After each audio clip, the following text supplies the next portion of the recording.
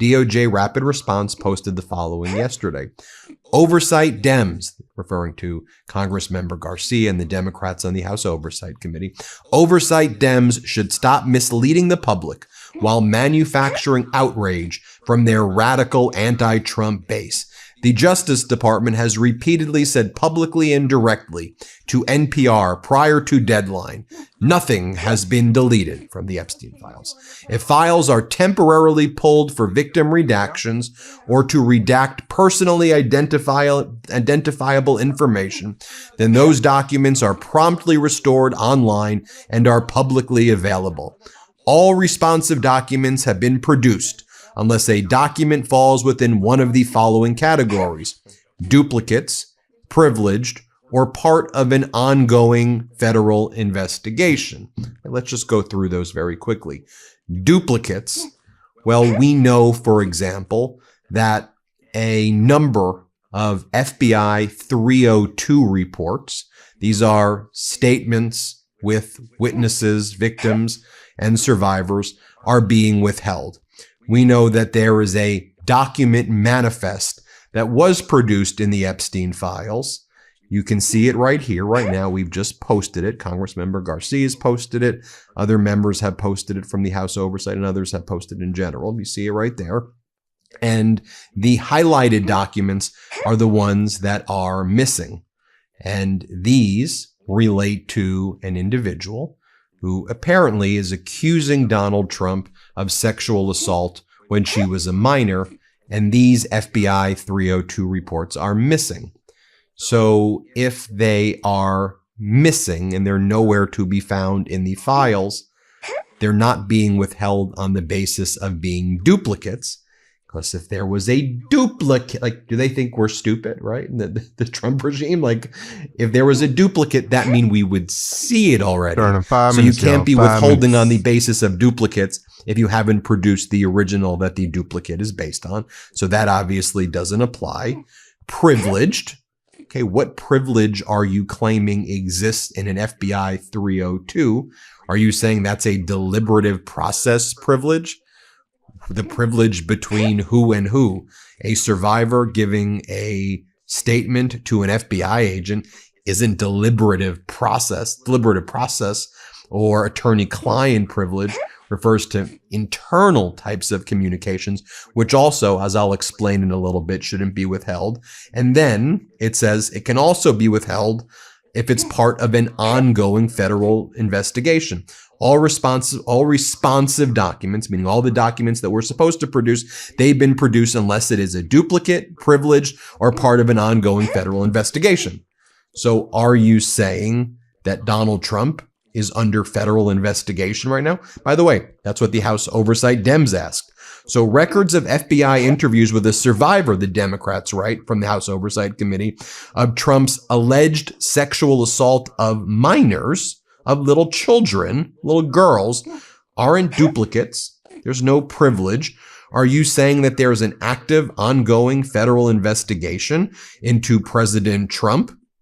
Now, I want to share with you this. Not sure if you've seen it before. It is a January 4th memo from the Department of Justice written by Todd Blanche, the deputy AG. He's Donald Trump's former criminal defense attorney. He's now the number 2 at the Department of Justice.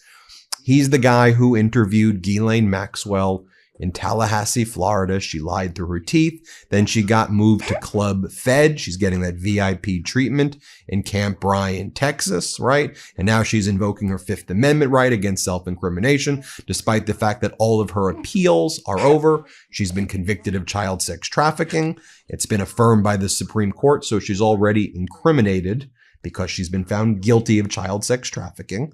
But she was moved to this other facility by Trump and Blanche.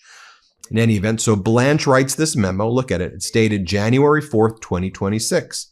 It's an interesting date because under the Epstein Transparency Act, all of the files were required to be produced on December 19th. So despite the files being required to be produced on December 19th, this memo is sent 2 to 3 weeks later, instructing FBI and DOJ staff, lawyers, agents, etc., what they need to do in terms of marking documents, withholding documents, not producing documents. This memo is very telling, especially in light of that shocking admission that I showed you at the outset of what the DOJ is claiming as an excuse not to produce documents that we believe and that reporters believe show an accuser saying that Donald Trump sexually assaulted her as a minor. This memorandum, Todd Blanche writes, memorializes the protocol for conducting a responsiveness review of the Epstein files and to assist in providing guidance on redactions for victim identifying information and other protected categories of information. Please review the entire protocol before beginning your review. It is of paramount importance to the department that this review is thorough and that victim information is properly protected. If you have any questions about this protocol or about the documents under review, please escalate them promptly by emailing your questions to eftareview@usdoj.gov. Okay? I'd love to subpoena that account to see all of the communications that were taking place there, although they'll probably assert deliberative process privilege and not turn it over. So when you go into this next section where it says permitted withholdings and or redactions, you'll see that they even admit under the Epstein Transparency Act, it is not a permitted withholding to not produce something on the basis of a privilege. Right? So let's just go through it. We're taking this step by step, right? Here's what Todd Blanche writes. Even if a document is responsive, the Act allows for certain withholdings and redactions, except that no record shall be withheld, delayed, or redacted on the basis of embarrassment, reputational harm, or political sensitivity, including to any government official, public figure, or foreign dignitary. Permitted withholdings or redactions under the Act fall into 5 categories. 1, that they contain personally identifiable information of victims or victims' personal medical files. Obviously, that shouldn't be produced. Depict or contain child sexual abuse materials. Obviously, that shouldn't be produced. 3, would jeopardize an active federal investigation or ongoing prosecution, provided that such withholding is narrowly tailored and temporary. Pause on that one for a moment, okay? 4, depict or contain images of death, physical abuse, or injury of any person. That makes sense. You wouldn't produce death or injury pictures. 5, contain information specifically authorized. The battle starts in 5, 4, 3, 2, 1.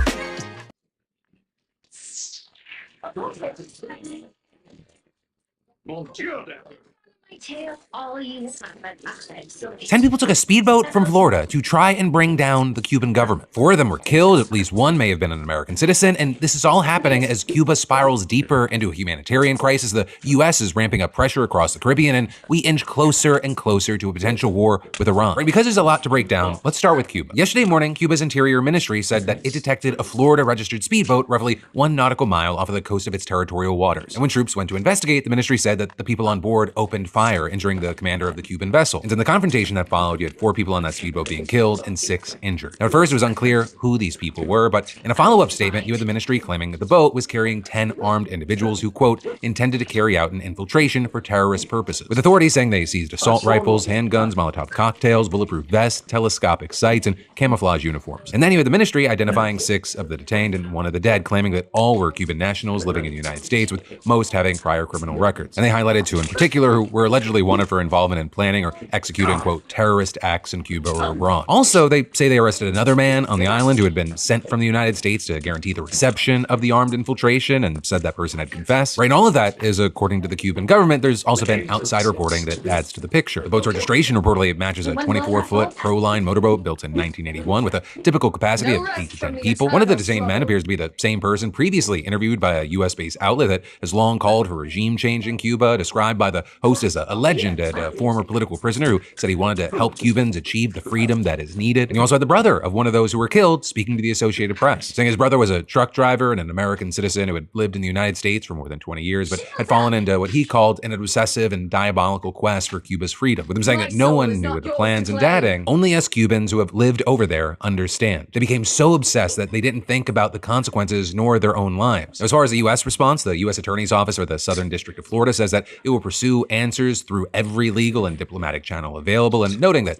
facts remain unclear and conflicting. Florida's Attorney General has also ordered prosecutors to work with federal and state law enforcement, writing, "The Cuban government cannot be trusted, and we will do everything in our power to hold these communists accountable." Also, Republican Congressman Carlos Jimenez called for an immediate investigation into what he described as a massacre, saying that the authorities must determine whether any victims were U.S. citizens and establish exactly what happened. And then, of course, you also had Secretary of State Marco Rubio. He also is the son of Cuban immigrants, saying that he wouldn't speculate, but confirmed that the DHS and the Coast Guard are investigating independently. And his message was a simple one, saying we're going to have our own information on this. We're going to figure out exactly what happened. Now, with all that said, right, this is bigger than just Cuba, right? This incident doesn't exist in a vacuum, right? It's happening less than 2 months after the United States helped take down Venezuelan President Nicolas Maduro. And since then, the U.S. military has been destroying small boats that it claims without evidence were involved in drug trafficking in the region, killing at least 150 people in 44 strikes so far. And in fact, after the Venezuela operation, you had Trump saying that Cuba was also ready to fall, and his administration has backed that up with action, cutting off Venezuelan oil and money from flowing to Cuba, blocking other oil shipments, and signing an executive order threatening tariffs on any country that sells or provides oil to the island. Now, U.S. pressure on Cuba, it's not new. American sanctions have long been at least partly responsible for the country's economic struggles. But these new measures, they've pushed the country to the brink of a major humanitarian crisis. And that's all while Cubans in the U.S., they're being swept up in Trump's mass deportation effort and sent back in record numbers. And understand, that's a significant shift because nearly 1 million Cubans have fled to the U.S. in recent years, and they've historically been treated as political refugees with a fast track to residency. Now, with all that said, a piece of news that appeared good for Cuba, you had the Treasury Department saying that it would now allow American and some international companies to resell Venezuelan oil in Cuba, claiming that the decision was made in solidarity with the Cuban people. But also, when you look into it, Cuba needs about 100,000 barrels of oil a day, and what it might get from private companies here, it's expected to be far less than that. So this could definitely help, but the crisis isn't going anywhere. Now, as far as Rubio, for his party, argued that Cuba's situation proves that its system is broken, saying that's a system that's in collapse, and they need to make dramatic reforms to open the space for both economic and eventually political freedom for the people of Cuba. And notably, Rubio made those comments after arriving in the Caribbean for a meeting of regional leaders, framing it as the administration prioritizing the Western Hemisphere after largely being ignored for a very long time. But that framing also gets complicated when you look at where the administration's military attention is actually going. Because right now, we are seeing the largest American military buildup in the Middle East since the 2003 invasion of Iraq. And you've got Trump reportedly considering multiple options for attacking Iran: limited strikes, sustained and widespread strikes, targeting nuclear and missile facilities, and efforts explicitly aimed at regime change. Now, with that, you've got House Democrats saying that they'll force a vote on a war powers resolution requiring Trump to get congressional authorization before striking Iran. But one, that won't happen until next week, and two, it might not even get enough votes. And the last realistic chance to avoid a military conflict may have been in the talks that took place today, which ended with no deal, and reportedly Trump administration negotiators Jared Kushner and Steve Witkoff walking away very unhappy with Iran's proposals. And that, as you had Trump saying in his State of the Union that he'd prefer a deal, but he also added, "I will never allow the world's top sponsor of terror have a nuclear weapon." And as far as the administration's full list of demands, it goes beyond nukes. Officials have said that Iran must end all nuclear enrichment, give up its existing stockpile of enriched uranium, limit its ballistic missile program, and cut support for proxy groups like the Houthis and Hezbollah. The nuclear issues may be handled first, with the rest addressed in follow-up talks. But the core question is enrichment. And Iran has long maintained that it wouldn't build a nuclear weapon, and there's no recent evidence of an active weapons program. But it's also enriched uranium to levels that serve no civilian purpose. And after earlier talks, you had U.S. envoy Steve Witkoff saying that Iran was willing to limit enrichment to 3.67%. Right? And that's roughly the same level that was agreed to in 2015 during the Obama-era deal that Trump pulled out of during his first term. But then, after backlash from Republican lawmakers, you had Witkoff shifting, saying that we cannot allow even 1% of an enrichment capability. But you've got Iran saying enrichment's a non-negotiable, right? Their foreign minister posted this week, Iran will under no circumstances ever develop a nuclear weapon. Neither will we Iranians ever forego our right to harness the dividends of peaceful nuclear technology for our people. So you have a situation where both sides have drawn red lines that don't overlap. But I will say there may be movement. But as far as what Iran's willing to compromise on, some reports have suggested that Iran is offering to suspend its nuclear activity and uranium enrichment for several years and then transition to a very low level of enrichment, as low as 1.5% for medical and research purposes. And they're also reportedly offering to dilute several hundred kilograms of highly enriched uranium and allow UN inspectors full access to monitor compliance, with Iranian officials publicly saying that the proposal will include a pledge to buy American goods and lift a ban on U.S. companies investing in Iran's energy, oil, and gas and mining sectors. Whether that's enough is an open question, especially when there are reportedly people in the administration who believe that a strike would force Iran to accept everything that they want, or possibly including abandoning enrichment entirely. Though that also, as you have officials warning that any strike would likely trigger a much stronger retaliation that Iran has shown in the past. Then also with that, there's the question of who's pushing hardest for a strike. And with that, there are reports that some in the administration are hoping that Israel will actually strike first, believing that that would make U.S. involvement more palatable to the American public. And that's actually something that Tucker Carlson put a sharper point on, arguing that Israel is driving the push for war, but that shifting public opinion means that this is actually the last window. Everybody knows the only reason we're having this war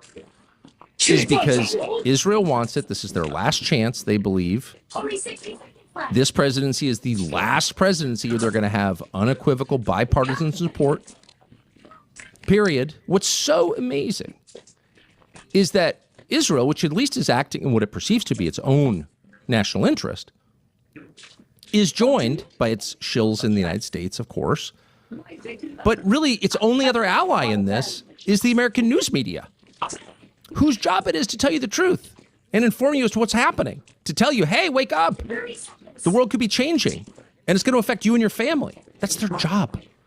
And instead, they've been lulling you to sleep with the same variety of transparent lies and propaganda. Now, you can agree or you can disagree with Carlson's framing, but the underlying dynamic that he's describing, that there are powerful voices pushing for military action while the public appetite for another Middle East conflict is low, that is something that's worth paying attention to. Because whether these Geneva talks produce a deal or they fall apart, the decisions being made right now, they can determine whether this stays a diplomatic standoff or becomes something much, much bigger. And then there's more we've got to dive into in just a minute, but first let me thank a sponsor and say, I love when companies announce a breach like it's a weather update, a little light identity theft moving in from the West. And that's why I want to remind you about Incogni, today's sponsor. Even when a breach only exposes emails and phone numbers, that's still incredibly valuable to scammers. Like the recent Substack breach that exposed emails, phone numbers, and user metadata for around 700,000 users. No passwords needed for that to cause chaos. Once your contact info is out there, it can be used for targeted phishing, spam, scam calls, and identity-based fraud attempts that feel weirdly personal. And it's not just breaches. Your information also gets bought and sold by data brokers, and these sites, they collect and publish personal details like it's a hobby. But Incogni helps by tracking down those data brokers and sending removal requests on your behalf automatically. So instead of you spending hours filing opt-out forms, Incogni does the annoying part while you continue being a person. You can even see the progress in their dashboard, which is nice because I love proof that something's actually happening. And if you're on their unlimited plans, they also offer custom removals for specific people search sites that you find. So just scan that QR code or go to incogni.com/DeFranco and use code DeFranco for 60% off. Again, that's incogni.com/DeFranco, code DeFranco. Take your personal data off the market. But then, diving right back into the news, Hillary Clinton just sat for a closed-door deposition today in the House Epstein investigation, and before she even walked in, she came out swinging, accusing Republicans of using her to distract from what she says is the real story: Donald Trump's ties to Jeffrey Epstein. And at the same time, we got the DOJ just admitting that it's reviewing whether files were improperly withheld. Files that reportedly include FBI interviews where a survivor accuses the president of sexually abusing her as a minor. So yeah, we got to dive into it. Starting with Hillary, She released her opening remarks on social media before the deposition even began today, and she didn't hold back. Hillary went directly at committee chairman James Comer, calling the entire hearing partisan political theater and saying, "Let me be as clear as I can. I do not have information regarding the criminal activities of Jeffrey Epstein and Ghislaine Maxwell." And she said this before. She claims that she doesn't recall ever meeting Epstein and says that she never visited any of his homes or properties. She also argued that it was unfair that she was compelled to appear in person when the majority of law enforcement officials subpoenaed in this investigation were allowed to simply submit written statements. And Hillary actually submitted one herself, but was still threatened with contempt charges. And then in this, you had her turning her focus to Trump, saying this institutional failure is designed to protect one political party and one public official rather than to seek truth and justice for the victims and survivors. She also pointed out that the Trump administration has gutted resources for investigating trafficking crimes, calling that a tragedy and scandal worthy of its own investigation. And then you had Hillary laying out what she thinks a serious committee would actually be doing. And that included getting to the bottom of reports that the DOJ withheld FBI interviews in which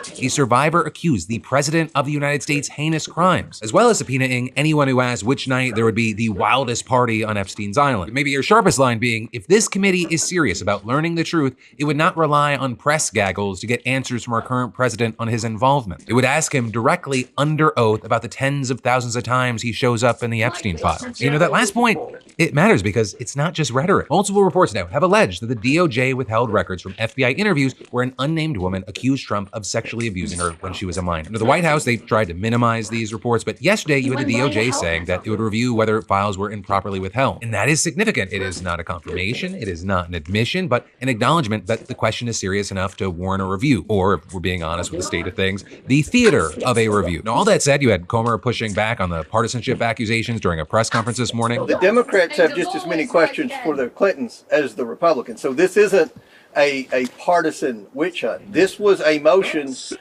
a bipartisan motion supported by the Democrats to bring the Clintons in. So I don't think it's any type of being unfair in any way. to the Clintons. He was also then pressed on whether the committee would extend that bipartisanship spirit to Trump's Secretary of Commerce, Howard Lutnick, who also appears in the Epstein files. And while Comer said that it was very possible, he gave nothing concrete. And then on the allegations against Trump specifically, all he offered was that the committee was looking into them, and then he quickly pivoted to accusing Democrats of misleading the public about the files. Right, but with all this, the Democrats on the committee were not having it. My fear is we're here today as part of a political exercise, part of a long-running fever dream where Republicans want to lock up Secretary Clinton. At this very moment, the Department of Justice continues to lead a White House cover-up.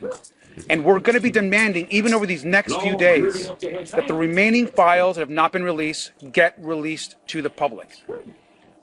And that includes new files that were just discovered in the last couple days of a survivor that has made serious accusations and allegations against not just Jeffrey Epstein, but also against President Trump. I hope that Chairman Comer and the Republicans will join us in demanding that the person who actually appears more times in the files than the former president, who we want to speak with, is President Donald Trump. And so let's get President Trump in front of our committee to answer the questions that are being asked across this country. And then also with this, because just we have ridiculous people in positions of power and apparently nothing can ever go smoothly, with the deposition hitting a snag early on when you had conservative media personality Benny Johnson tweeting a leaked photo from inside the closed-door hearing that was reportedly sent to him by Representative Lauren Boebert. And since this is closed-door testimony, it had to be paused over this leak. So with that, you had Hillary reportedly saying that if things are leaking online anyway, the press should be let into the room. You had Boebert defending Johnson, saying that he did nothing wrong and the deposition eventually resumed. And also with that, it's unclear why she shared the photo in the first place or whether anything further will come from it. But then, as far as what's next, the deposition, it's being videotaped, but it's not going to be released until later. You also have Bill Clinton testifying privately tomorrow, and by all accounts, his session will be more consequential. Bill has more concrete ties to Epstein and will likely be questioned about photos and files depicting him with redacted individuals. You also have Comer promising both depositions will be very long, especially Bill's. And so really, we're in this waiting game. We'll get initial readouts from representatives as they step out of the room, and then eventually the footage itself. And so, the real question at that point will be whether what different members say happened matches what we actually see, or whether both sides or one side end up spinning from the moment they walk out the door. And then, of course, we get to do the whole thing again tomorrow with Bill. Right? As all that plays out, the Trump administration just cut $259 million in Medicaid funding to Minnesota, and over 500,000 kids are about to lose their health care because of it. And as far as the stated reason, it's fraud, but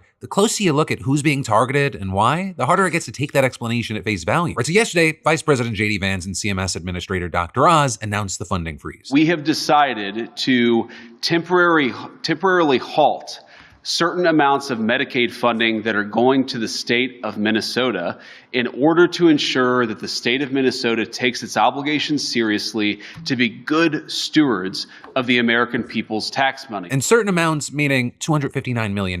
Right, Minnesota's Medicaid and Minnesota Care programs, they serve nearly 1.3 million people, roughly 1 in 4 Minnesotans. And about 2/3 of those enrollees are parents, children, and pregnant women. And this also comes as there's a 6-month national moratorium on federal funding for durable medical equipment, including prosthetics and orthotics. So this isn't like a surgical strike at fraud. This is a sledgehammer to healthcare access for an entire state. Now, with all this, is there a fraud problem in Minnesota? Yes, that part is real, and it is serious enough that it contributed to Governor Walz dropping his campaign for re-election. Walz himself even acknowledged it, saying that the state had made systemic changes to the way we do business and that the government can't effectively deliver programs without earning public trust. And the fraud typically looks like individuals or businesses billing state agencies for social services, think childcare, nutrition programs, housing, without ever actually providing them. Far too many people have gotten rich by taking what is the best of the American spirit and getting rich off of it instead of providing services to kids who need it.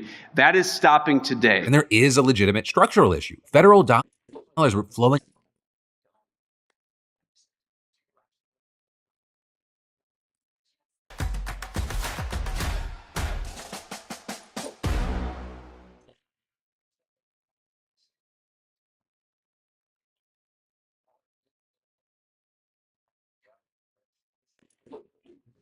Welcome back to the coolest channel on YouTube. Look, man, smash that like button. Let's get this video to like 20,000 likes. Y'all been killing it lately. And I'm gonna keep it being with y'all. Y'all have reached the milestones of the 20,000s multiple times. I appreciate it because it's pushing the videos even further.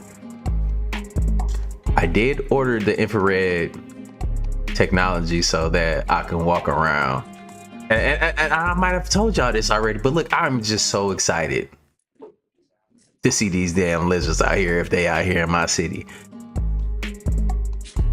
I might need some security, y'all. I'm not suicidal. I love my life. I love y'all. Let's get into this video. Make sure y'all watch this video to the end. Don't want to miss this.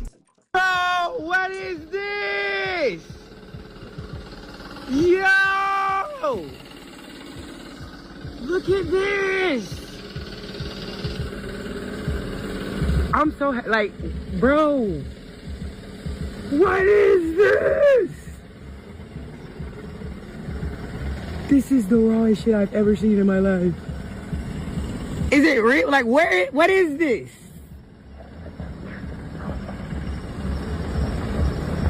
I'm kind of scared, but I'm not, but what is it? Hey, yo, what the fuck is that, man? That's some Dragon Tail type shit, y'all. Y'all see this shit? 2026, man. Explain that on Phonograde. Shit is crazy.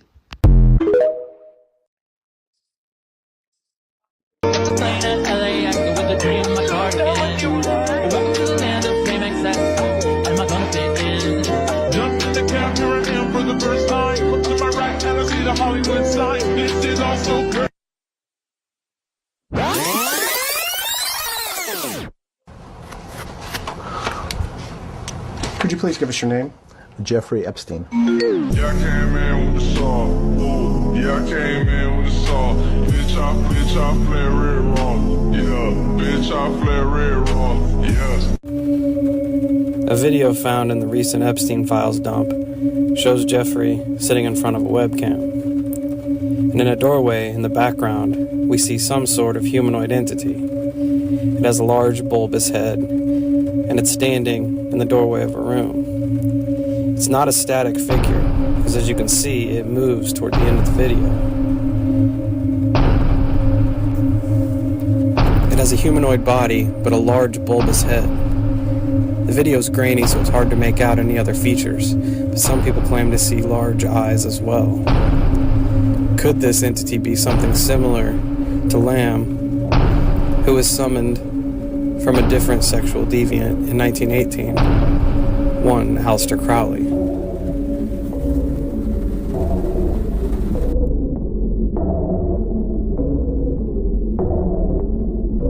You know what? A lot of those people that do these type of little crimes or whatever, they do have that fucking, you know, that look on your face, that look on their face where you can tell that they a pervert. This is a perverted ass alien right here. And you can tell like a lot of people on this planet are like those people that do these crimes, that touch kids and stuff, like they have that particular look, don't they? Y'all get what I'm saying, right? I ain't tripping. Like he looks like they got the face of a person that look like if you get up out your seat, they'll sniff your seat when you get up. It's like if you're in the bathroom and you look through the peephole, that's what you would see looking on the other side.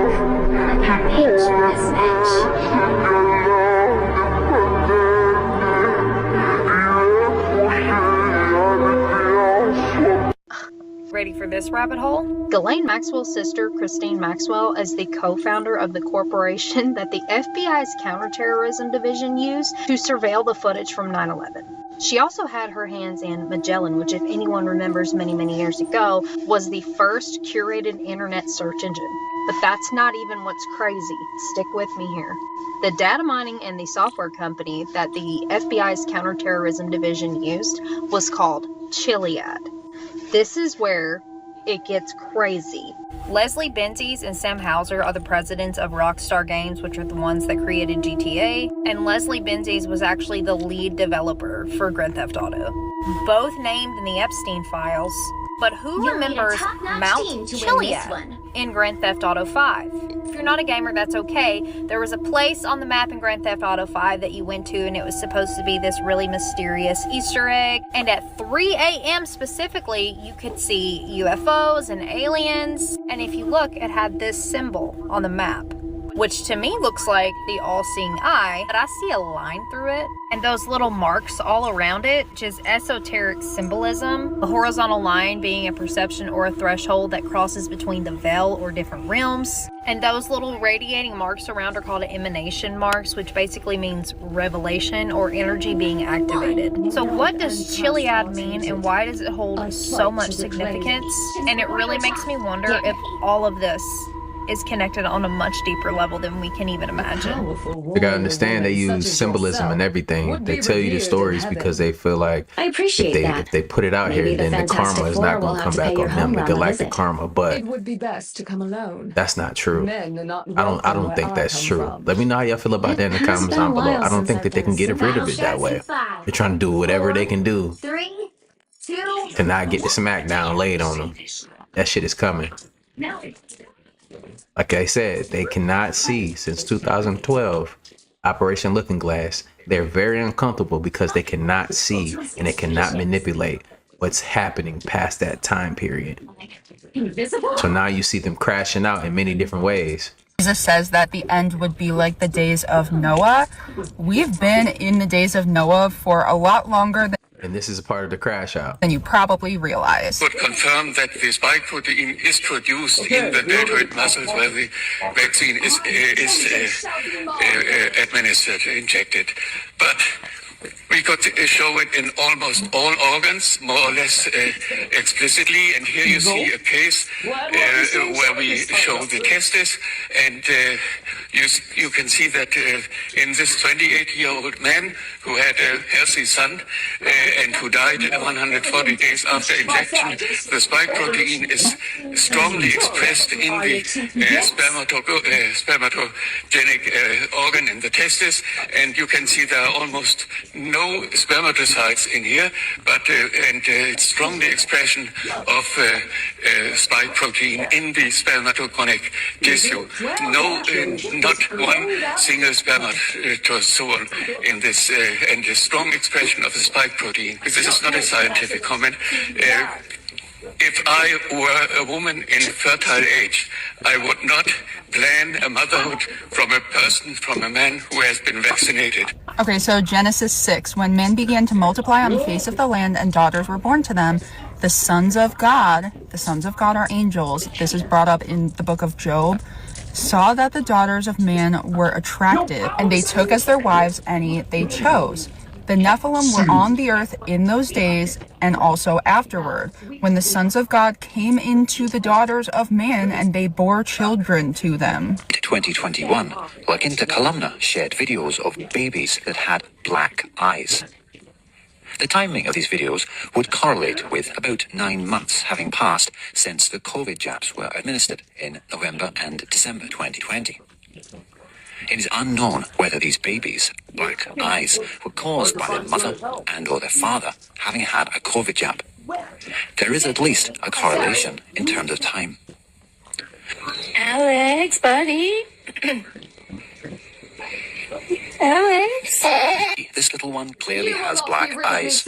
His mouth stays open the whole time during the footage, which may indicate that he is a mouth breather. Mouth breathing and black sclera are not normal for a baby. Babies breathe through their nose. When a baby does not breathe through their nose and they breathe through their mouth, then it indicates that there is distress. This baby, which the image claims to be 1 day old, in addition to having black eyes, is holding their head up on their own. In the first month of life, babies usually cannot hold up their own heads, and they need support. The muscles begin to develop in strength and endurance in the first 2 to 6 months of life. These children, in addition to having black eyes, have leapt developmental milestones. This is not normal. Hold your head up on your own, boy. What in the world? Brad just came out the womb, already know how to live. Move his head. How old are you? 24 hours yet. When science can't provide the answers, then we have to look at people's experiences.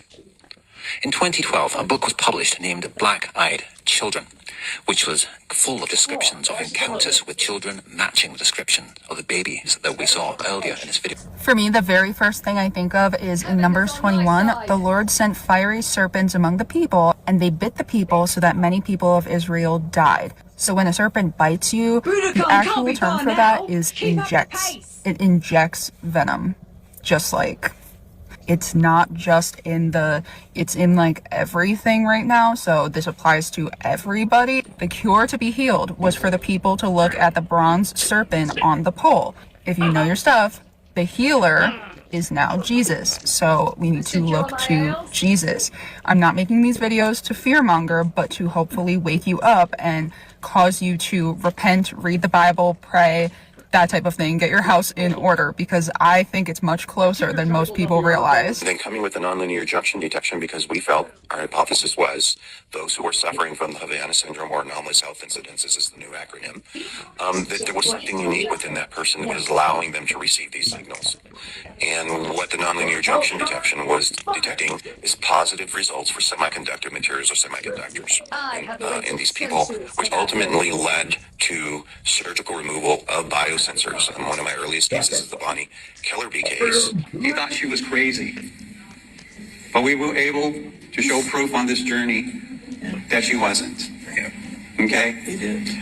And think about their relationship. This could happen to any one of you. Okay? And how would you feel if you let the love of your life go because someone synthetically induced mental illness? This started 22 years ago for us. She was implanted 22 years ago. So that was very difficult. It was very difficult. The 7 years before we met Jesse, it was hell, basically, because I didn't trust what she was saying, didn't trust what she was acting. Take her to the hospital. They put her in 72-hour lockup. Let me guess. Because they said no schizophrenia. That's what they use against you. It's not fair. It's a horrible thing, and we're lucky we made it through it. We went through everything. I take her to wherever it's necessary to get help, and we've got some surgical removal. She's got 2 implants still that are very bad, that aren't released yet. We're hoping that this new doctor will help us to get it out, and then maybe we can have our life come back. But our life has not been normal. You know, we should be enjoying our retirement, but it's very difficult to do that when she's tortured 24/7 with voice and torment. It's a horrible thing. It's unbelievable, actually. So, anyway, sorry. Very emotional. Jesse, thank you. They removed 3 biosensors out of her. And I ask this question to everyone out there. How many of you out there have someone in your family, a friend, or know of someone who has mental illness? And what if that mental illness was synthetically induced? So they not only get the materials to build these things in us via, but also this way. And yes, they are using frequency to build them from outside of you. Neuralink is kind of a red herring. Like, it's kind of true, but you're not signing up for brain surgery. I showed you guys a couple times these self-assembling chips. There's tons of different patents for them because they've been trying to get them perfect for like 20 years now. Deuteronomy 13:17. The accursed thing shall not cleave to your hand if you keep all of the commandments that I am commanding you today. That is what God says. The easy believism, shouting from the rooftops, faith alone, even though the Bible says that we are not saved by faith alone. Specifically, it says that. The only time the Bible even uses that phrase is to say that we are not saved that way. Keep the commandments, guys. I love you. I don't want to see anybody suffer through these things. Can you give me an example of a food that's a vaccine? You're right. Yes, sir. University of California, Riverside has already perfected the ability to put human vaccines into our lettuce right now. Also, tomatoes has the ability to do that also for UC Berkeley. And then Big Tobacco, RJ Reynolds and stuff has perfected the ability to put a human vaccine into tobacco products.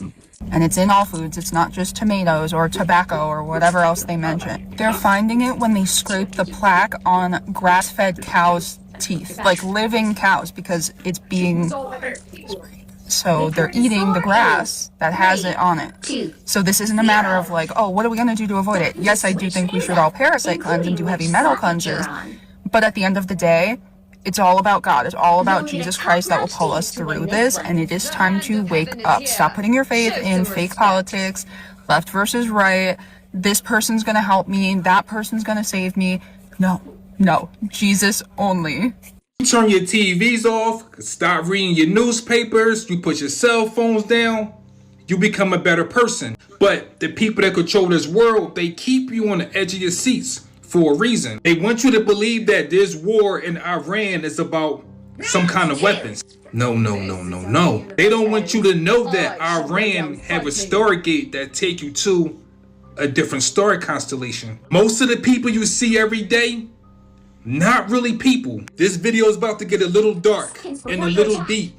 Stay with me. The moon is not really a moon. It's like a spaceship, not just a spaceship, but it's a bell that sends out frequencies. Every time one of these files come out, it seems like people in America not really angry. It's not that people are not upset. It's the fact that the moon is sending out frequencies that say, sleep, stay calm, it's okay. So every time something they ushered in the moon is part of the sleep spell. Really major take place, we don't know how to react. 85% of the people still sleep, don't get it, and won't get it. They believe everything they hear and see on TV. I mean, we already know about this. If they say go drink some shit water, people going to drink shit water. These TVs have been sending out all kind of frequencies for years. You know how they say television is telling lies to your vision? But it go a little deeper because every TV have a crystal in it,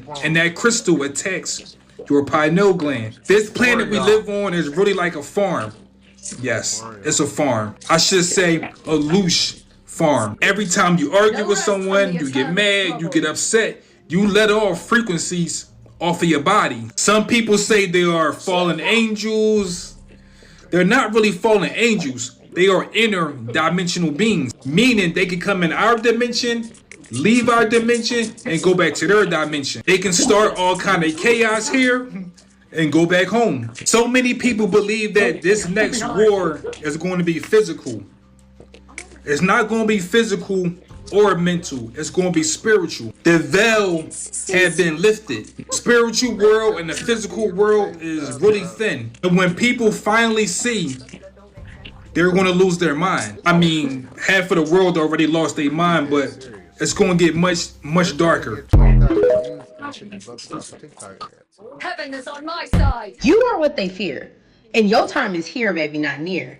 February 28th, when I say 4 days around the corner, they're so scared of it that they went ahead and took away my life privileges till the 27th, just from talking about the potential of what this can do if you tap and tune into it. All right? Once again, February 28th, the planetary parade is popping off. 30 minutes after sunset, 30 minutes after sunset, your DNA DEA has the potential to come online and unlock if you take advantage of this opportunity. You ever wonder why there is a certain surge and rush in AI, okay, and why all of the food is... And all of these music festivals are going on, and all of these ICE agents that are rounding up people. Babes, this is just the beginning. Once you realize that they have spiritual foot soldiers that are gearing up for what you are going to be potentially able and capable of doing, then you realize that you are the thing that they fear. It is time for you to tap into your dark side. It is time for you to welcome yourself into your villain. Okay? Where we're not asking permission, but we're taking authority. All right?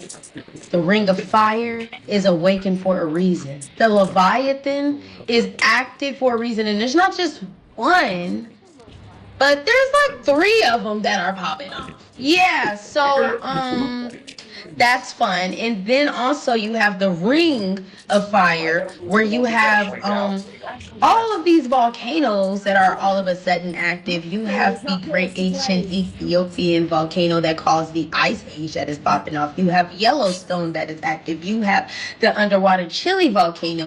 The underwater.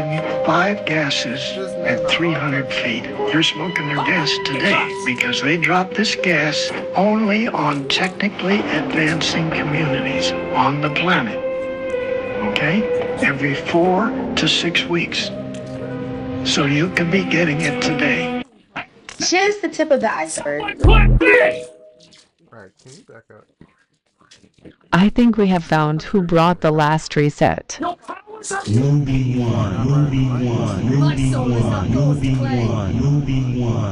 seen what was really happening back then. This shit looked like Star Wars.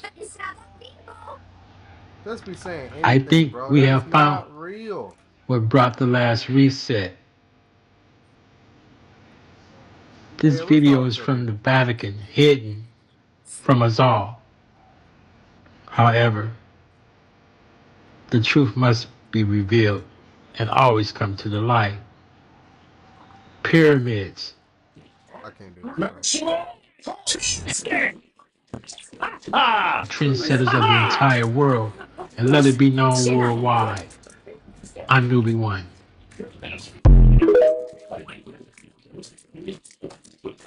It happened again. Another historic UFO hearing, and I can't believe what they just told us. Immaculate Constellation, UFO factories in our oceans, high-definition videos of the non-human technology, confirmation that we have captured and are replicating them, and intentional government disinformation programs that covers it all up. The 214-page testimony is titled, "The United States Department of Defense and the intelligence community are withholding information about anomalous phenomena from Congress." And it's thick with information, a lot of which wasn't even covered in the 2-hour hearing, and I've got the juiciest bits for you right here. So this is the third major hearing dedicated to UAP transparency in recent times, after 2023's infamous revelation that the government may in fact be in possession of non-human biologics. Keeping tradition with this year's disclosure, everyone present made it abundantly obvious that there were certain individuals that did not want this hearing to happen. On the panel this time, we have a retired US Navy admiral, a former Department of Defense official, a former NASA official, all well-established, highly educated individuals, and of course, Michael Schellenberger, the journalist who presented the 200-page testimony that was the foundation of this hearing, who all testified under oath, meaning if they're lying, they're going to jail. They all insisted the government is deep into investigating and reverse engineering potentially alien technology using yo money, the taxpayer, without— They don't even go to jail for eating babies, bro. Like, ain't nobody going to jail for this bullshit. This is a part of them trying to distance themselves, give themselves, shall I say, give themselves a little bit more time. We're not stupid. We're still waiting on y'all to go to jail. But we can indulge in this too. It's a lot of people out here that seems to think just because they throw something out here that we're going to cling on to this next and we're going to forget about this shit. We're not going to forget. We're still on their ass. Actually telling you what they're using your money for. A lot of which comes from the enormous tax money funded Pentagon budget. And you want to know a little secret? The Pentagon has failed the past 7 consecutive tax audits and has in fact never passed one. Meaning the nation's largest government agency isn't able to prove what it spent its $824 billion budget on, nor can it account for 60% of its $4.1 trillion in assets. Meanwhile, a lot of people can't even afford to eat. Imagine paying someone to do a job. They don't do it, and when you ask them about it, they tell you they lost all your money and have no idea what they spent it on. And above all, you legally can't even— So now we know that whoever is on that list is scared of what's about to happen next. So scared that randomly today, our president just said he was going to release every alien file there is. This ain't no boy either, bro. Like, I don't know what the hell going on. They took somebody else's face? Oh, you don't believe me, right? Look at this shit. Based on tremendous interest shown, I will be directing the Secretary of War and other relevant departments and agencies to begin the process of identifying and releasing government files related to alien and extraterrestrial life, unidentified aerial phenomena, that's UAP, and unidentified flying objects, that's UFO, and any and all other information connected to these highly complex but extremely interesting and important matters.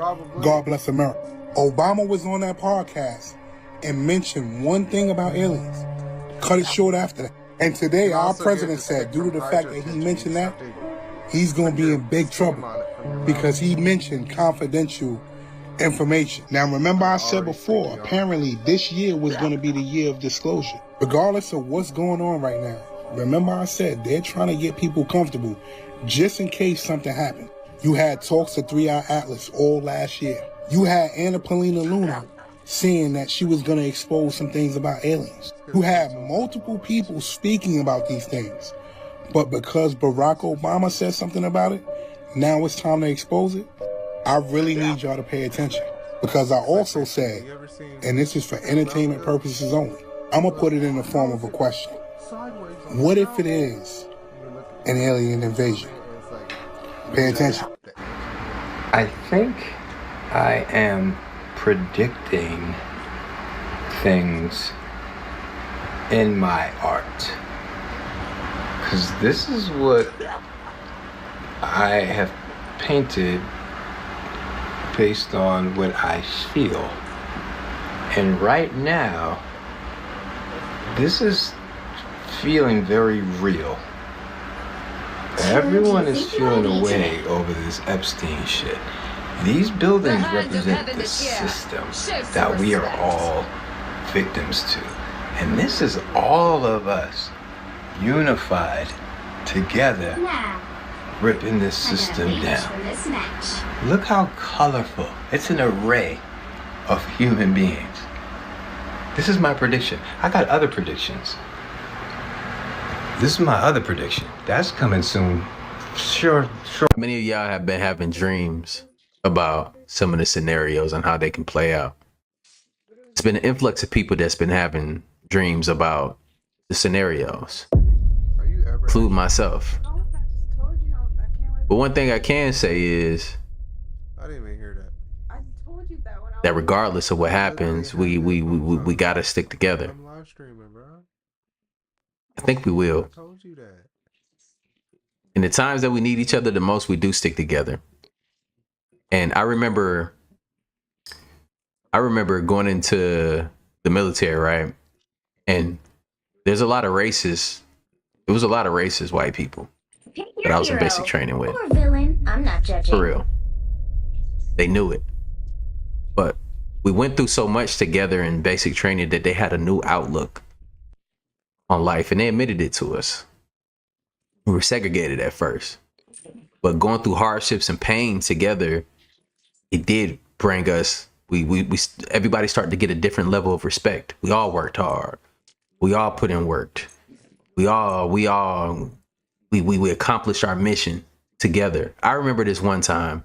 I forgot what it's called, Beast Week or something like that, when we all had to get intense and we all had our different groups and stuff like that. And we had to work together, setting up our bases and protecting our bases.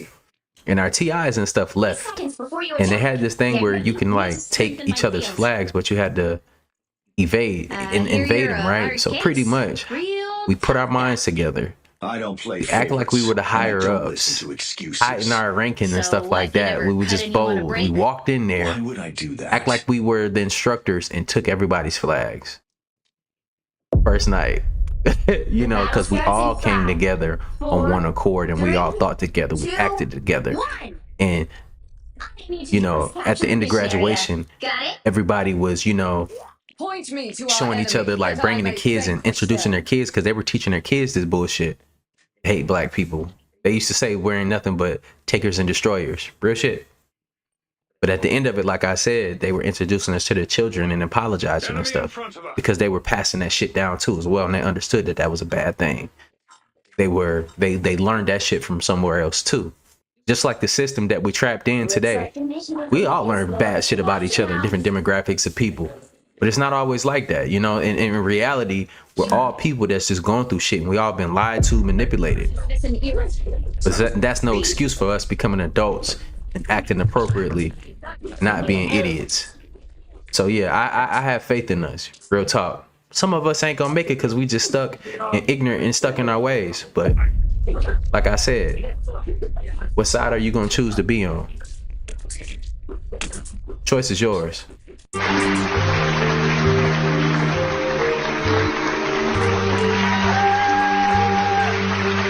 because as you can see, they're all in this shit together on their side.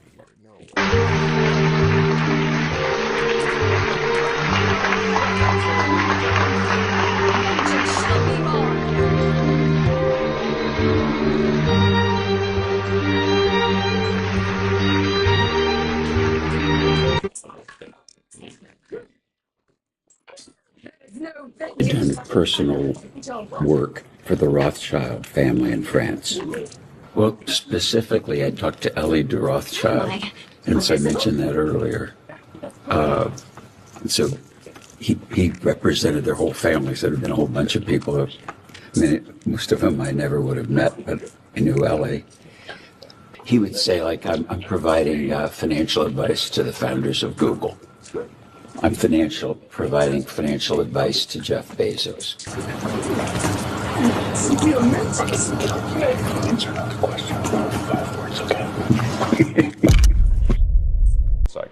We have a lot to run on, and you have a lot to run against, given the other party. But I will tell you this, we better be united, we better be strong, we better be focused, we better be articulate. We can't waste our time on Epstein and other stuff that are going on here that some people want us to focus on. I've about had it with all that stuff. We better focus on who we are, what we're doing, where we want to take the country, and what they want to do to the country. Mr. Speaker, God bless you, my friend. I appreciate you very, very much. You too, Mark. Thanks for all you do. God bless. See what I mean? They don't want us to focus on that. What the fuck are we coming together for outside of that? We have to take the country back from y'all. That's what's going on. It wasn't no beef. Francis Derby, that owns the restaurant Cannibal, should be able to tell us what it was. Or maybe this woman, Jenny Enterprise, that said the beef jerky tasted so good. Did you all know that countries in Africa were suing Jeffrey Epstein for kidnapping, sex trafficking, and a myriad of other charges for the children of Africa? Where are these black children? Where are the black victims in the Jeffrey Epstein case? Happy Black History Month. Where are they? Because based on a lot of these messages, Jeffrey Epstein did not have a propensity to be intimate with black women. So what did he do with the black children and the women that they were kidnapping? Where are they? I'ma say it, I'm scared the beef jerky was black children, because it was not food based on this communication. It says Jeffrey is not eating regular food anymore. He's eating beef jerky. This man was obsessed with beef jerky.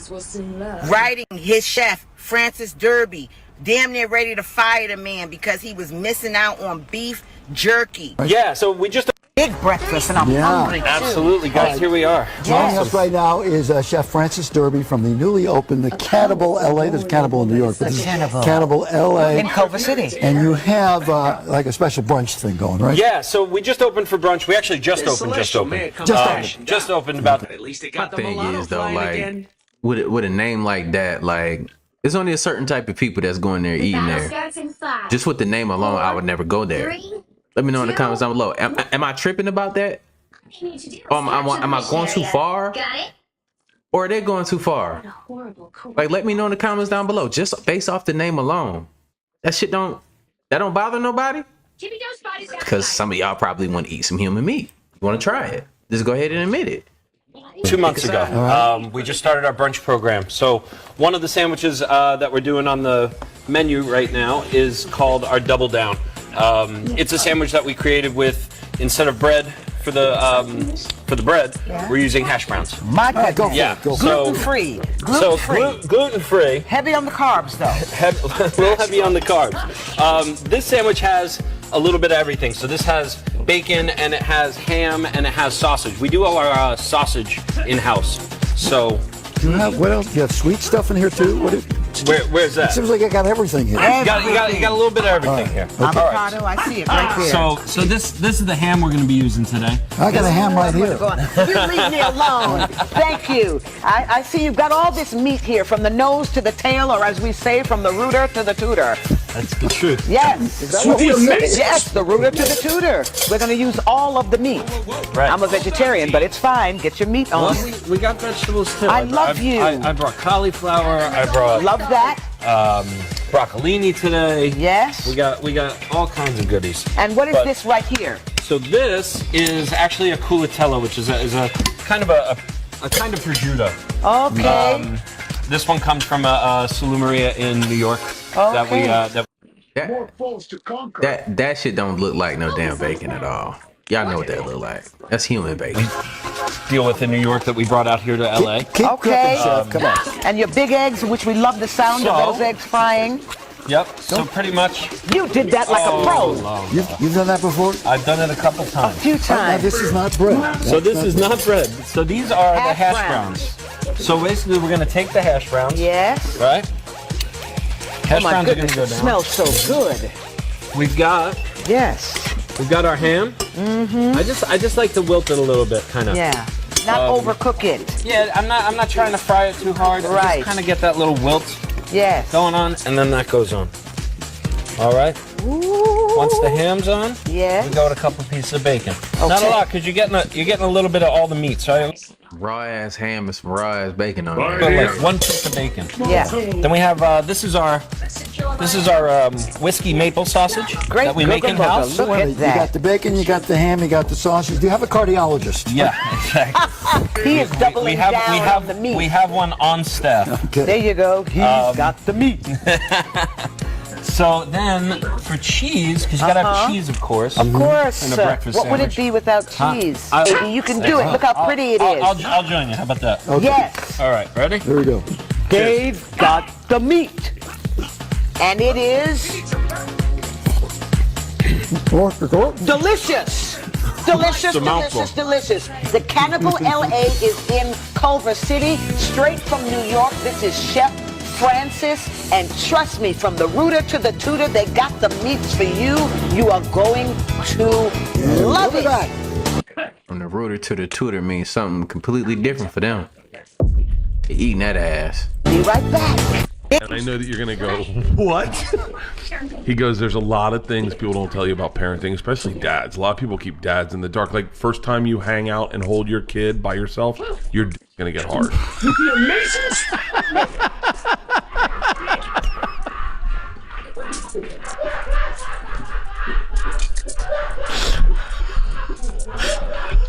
It gets better. So I didn't know any better, so I just listened to him. And I'm holding my kid going, how come my d- not getting hard?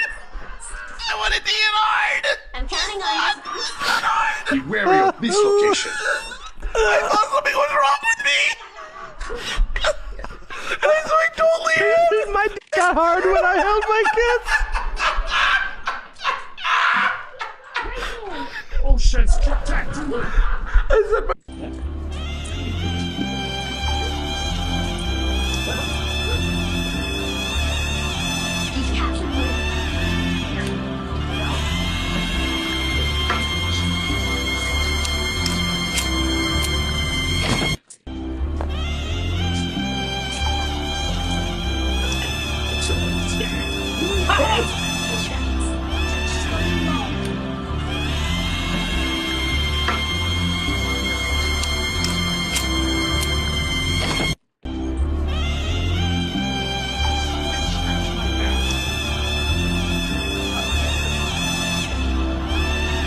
I'm trying to still figure out what the fuck they find is so funny. I'm still trying to figure out what the hell they find so funny about that shit. I gotta take a deep breath on that one, y'all. I'm sorry. We just not the same. That's just not funny. Not funny, bro. Hey, only gets hard when I watch other people hold their kids.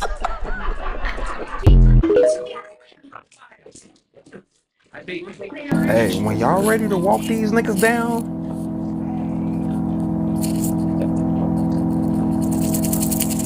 That's right, it's Brackets and Jackets, bringing it back for Brackets and Jackets, special Epstein Island edition!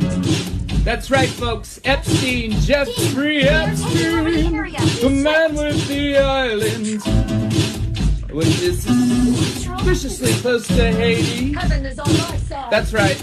You see this man, Jeffrey Epstein, is funding lots of people. He's funding lots of people on the street to make sure his shit doesn't get out. out! That's right. They want the record sealed. And they're paying a lot of people. Epstein's paying a lot of people. Oh boy. For one, he's got a whole Mossad media matrix in America. And I would bet you anything that Alex Jones is one of them. Prove me wrong. That's right, Cappy's in the portal. Cappy's in the portal. Cappy's in the building with songs about Epstein. It's Breakfast Jackets Epstein edition. Guys, I had some epiphanies today. I had some real big epiphanies about some guys. A big network of guys and spies and lies and liars. Alright, think about this for a minute, okay? The guy in Portland, the scientist that just got busted for producing CP, that guy is 1 degree of separation away from Epstein. Epstein, the investor that lives in West Palm Beach, Florida. I know a guy who lives in West Palm Beach, Florida as well. Investor as well. Also involved as well. And all is not well with these guys. The Florida boys, the Glow boys, the Scott Israels of the world. You see, Epstein is Hillary Clinton. And Epstein is Haiti. And Epstein is a big network of media assets. By the way, did you know that Steve Bannon was going to that guy for money? Also, Epstein is Epstein Oprah. Epstein is Chris Tucker. You remember him. Epstein is also Kevin Spacey. Epstein is also Prince Andrew. Epstein is also... Who else is Epstein? Who else is Epstein? Tell me. You guys know. Who else is Epstein? And that's why he's no longer around. He was dropping dimes on him. And this is before the documents actually dropped.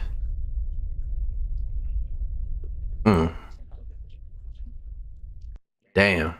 They signed a contract with your government, white America, and signed you over all over the planet. They signed y'all over to the Greys and the insectoids in the 1950s. They signed a contract. Your own people did this to you, white America. They signed, did you know that your own government signed a treaty with the Greys and the insectoids in like the 1930s? Yes. And agreed to let them abduct y'all and do research on y'all. For stem cell research to take back to other realms. Why do you think after the 1930s or in the 1940s, UFO sightings sped up? UFOs was crashing. Because they ain't supposed to be in this atmosphere, nigga. First off. So when they come into it, they didn't know how to fly their ships correctly. While still trying to hide away from the sight of everybody that would see them coming here. Go look it up. You go look it up and see when abduction started, and you come back and thank me later. And they was abducting y'all in the 50s, 60s, 70s, 80s, 90s. They stopped when we entered into Y2K. They stopped doing it. Go look between the year 1930 and the year 2000, and that 70, what they would call year period, and see how many abductions it was. And how many reported UFO sightings and abductions it was. And notice how they stopped. You didn't hear nothing about a UFO again to the last 2 years, nigga. But in the 90s, 80s, that shit was like everything. 70s, 60s, that was like folklore, everything. Everybody was big into it. That's why Star Wars was popular. And Star Trek and movies and series like that they was able to make a lot of money off that because people was, what's in the stars? They was seeing shit. And it wasn't no technology like it is now, so they couldn't post that shit to social media. Nowadays, when people see shit and post it to social media, then what they do is they take a lot of bot pages and attack the posts. So that you'll see people commenting like, oh, they crazy. They try to make other readers think this person ain't telling the truth, or they ain't see what they posted, or what they posted ain't real. Most of the shit y'all be seeing posted on the internet, like otherworldly, when people seeing mermaids, and that shit be real. Nigga, it be real. They're the government will send 1,000 commenters under the post to be like, this shit ain't real, y'all. That comment, all the fake pages, they own the internet now. Don't get it. They made this they little shit now. And back then, when it wasn't like all the camera equipment, they just flat out say you was lying. You see what I'm saying? They signed this treaty with the insectoids and the Zetagrays. The Zetagrays are the ones that people were seeing. You know, the little short gray aliens. When you think of an alien, you think of a gray little short dude with a long neck with black eyes. Let's break that suit down. First off, that's not how the Zeta Grays even look. That little gray suit you see, that's a suit. So when you seen them gray with the big blue, that was a whole suit. They had on a gray suit to protect their body from this atmosphere because they can't take it. They're not from here, okay? And then they have a helmet on, which is a mask connected to the suit. And the black eyes, the reason they all look the same is because they all got on fucking suits. You have to bend over. Let's just say some astronauts did land on another planet, right? Which would never happen. Let's say they went to the Pegasus star system or something like that. All right, they get to the Pegasus star system. Motherfuckers in that galaxy will be like, all them niggas look the same. Because they just gonna see motherfuckers all white with this big round ass bowl on their face. They were like, they all look the same. Whole time, that's the suit they got on because the astronauts are not from the Pegasus star system. And the Pegasus star system is the actual star system. I'm not just saying some shit. That's like if they went to the Pegasus star system, you feel me? And they get there, and then niggas on everybody in that galaxy gonna be like, man, them niggas all look the same, them earthlings, you feel me? When they don't. That was their astronaut suit with their helmet on. So I'm trying to get you to think of it from that perspective. That's why when people would cite the Zeta Grays here, they like that little alien emoji. They like, oh, that's the aliens, they all look the same. No, they don't. That's their suits they got on. The little black dots is goggles for them to see through. The Mare goggles on the suit. And they can't take the frequency of our atmosphere, so they have to put suits on.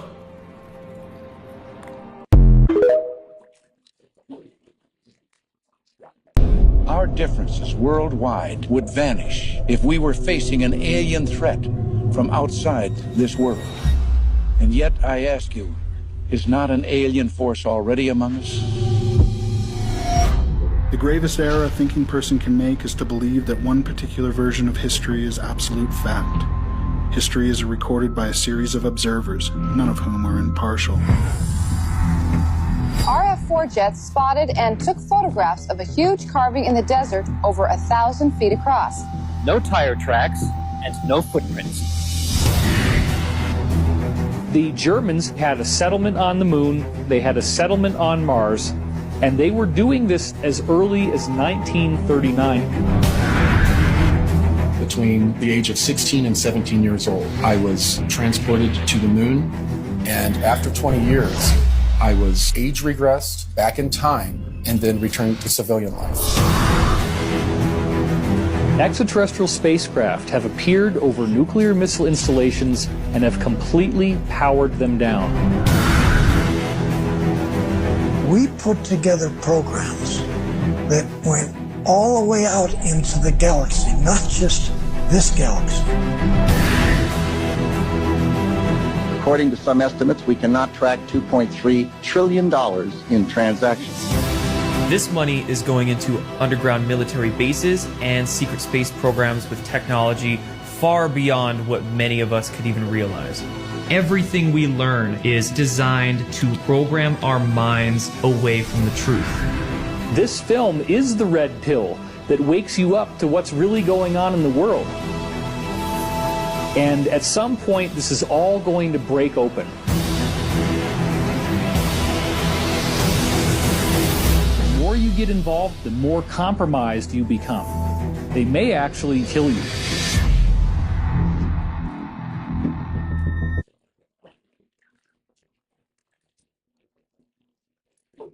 I was a little scared because I didn't know what it was really like.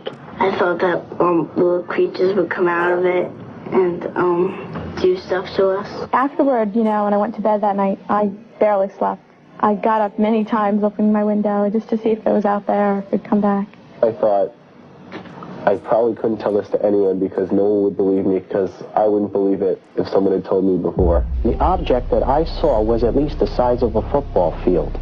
There were about 20 or 30 more lights in the back, red, blue, greens, beautiful colors.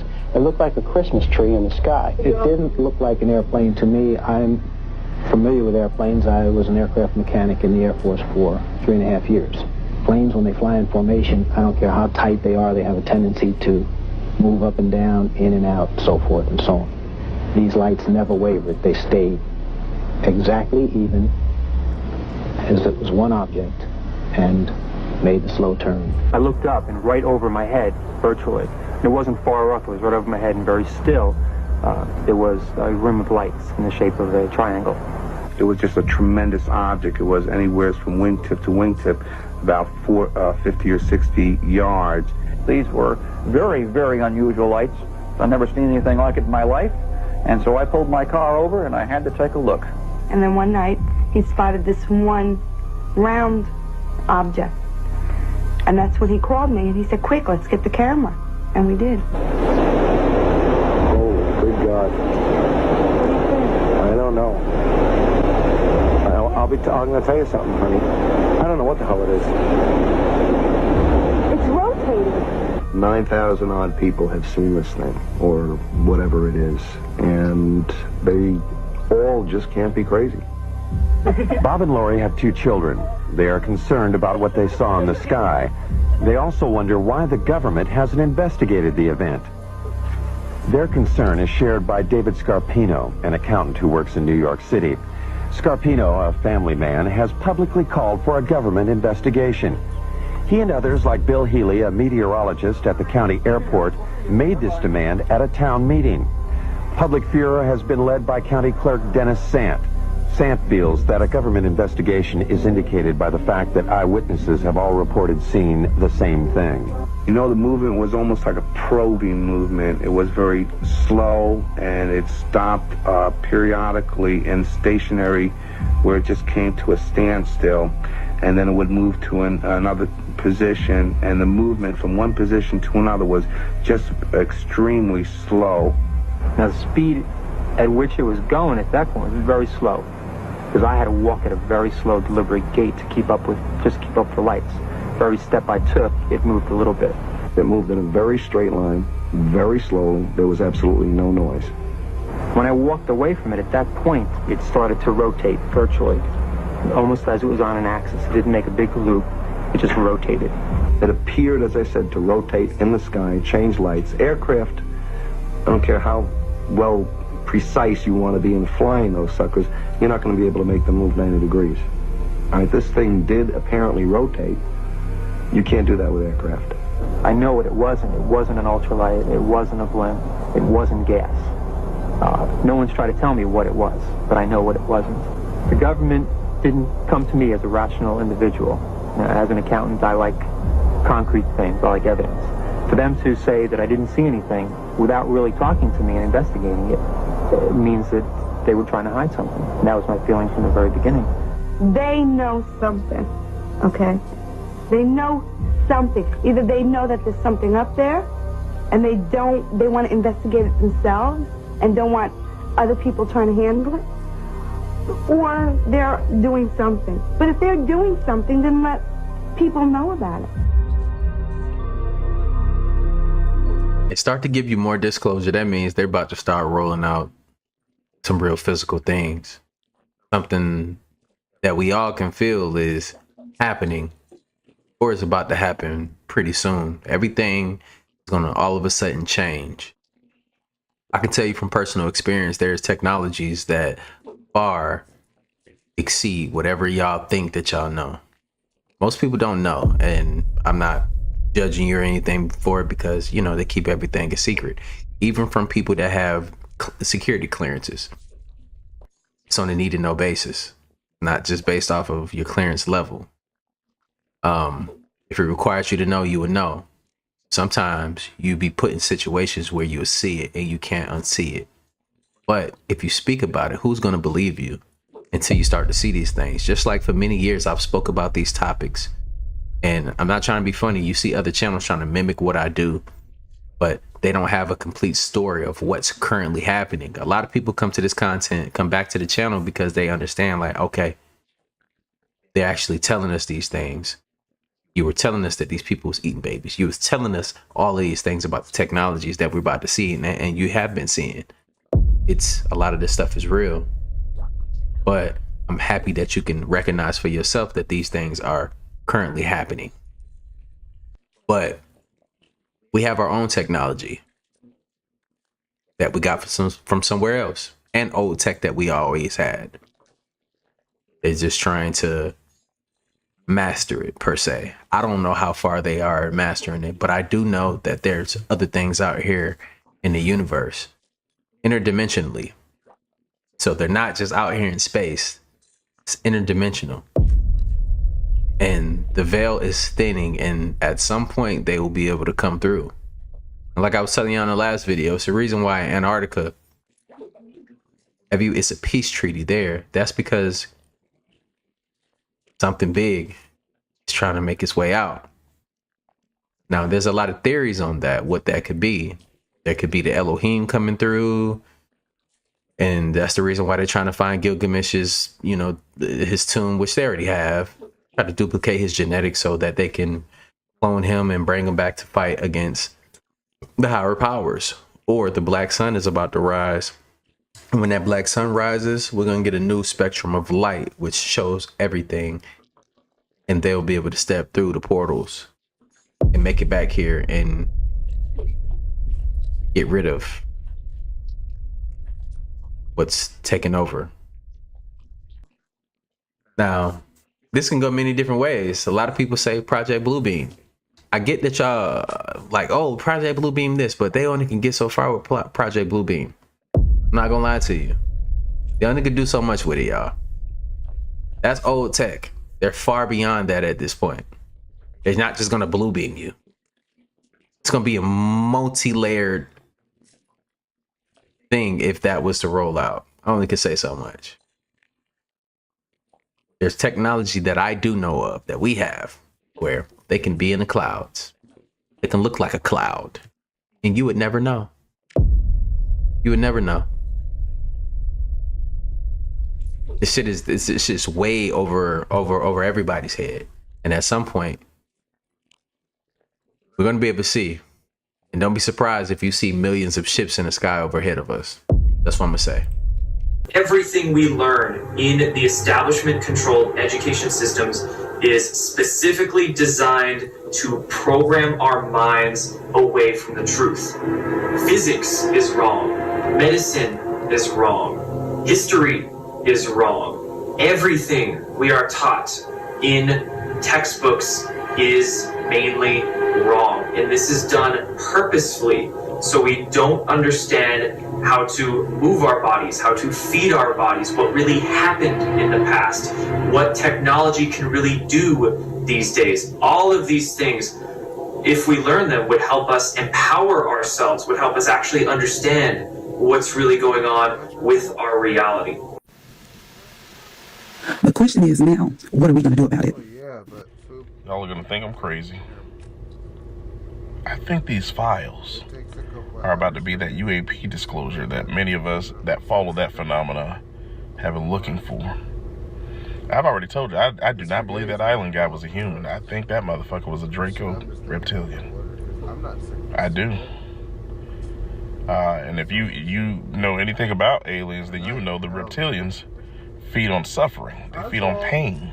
Oosh. And all throughout them files, that's what he's into. But he's also into like scientists trying to spread genetics, technology, like the reptilians. And I know a lot of this is crazy, but if you have actually followed any of this nonsense, any of this craziness with the UAP, then you would know many of them have already said that, how do I say this? That reality is stranger than the fiction. It cannot be a coincidence that we've been told towards the end of 2026 we're going to start getting that UAP disclosure. And in 2026, we're getting more information about this man. I know it's a conspiracy, but I'm telling you, the elites in society, they're not human. They're not. That's why they don't have the ability to empathize. That's why they can do shit and just not give a fuck about what they did. It's because they're not human. They're not. And I'm not talking about Hollywood. No, I'm not talking about celebrities, people with money. They're just wealthy. And they're on movies, and they make music, and they entertain. Those are people. And I have to quick draw that one, baby. The real power.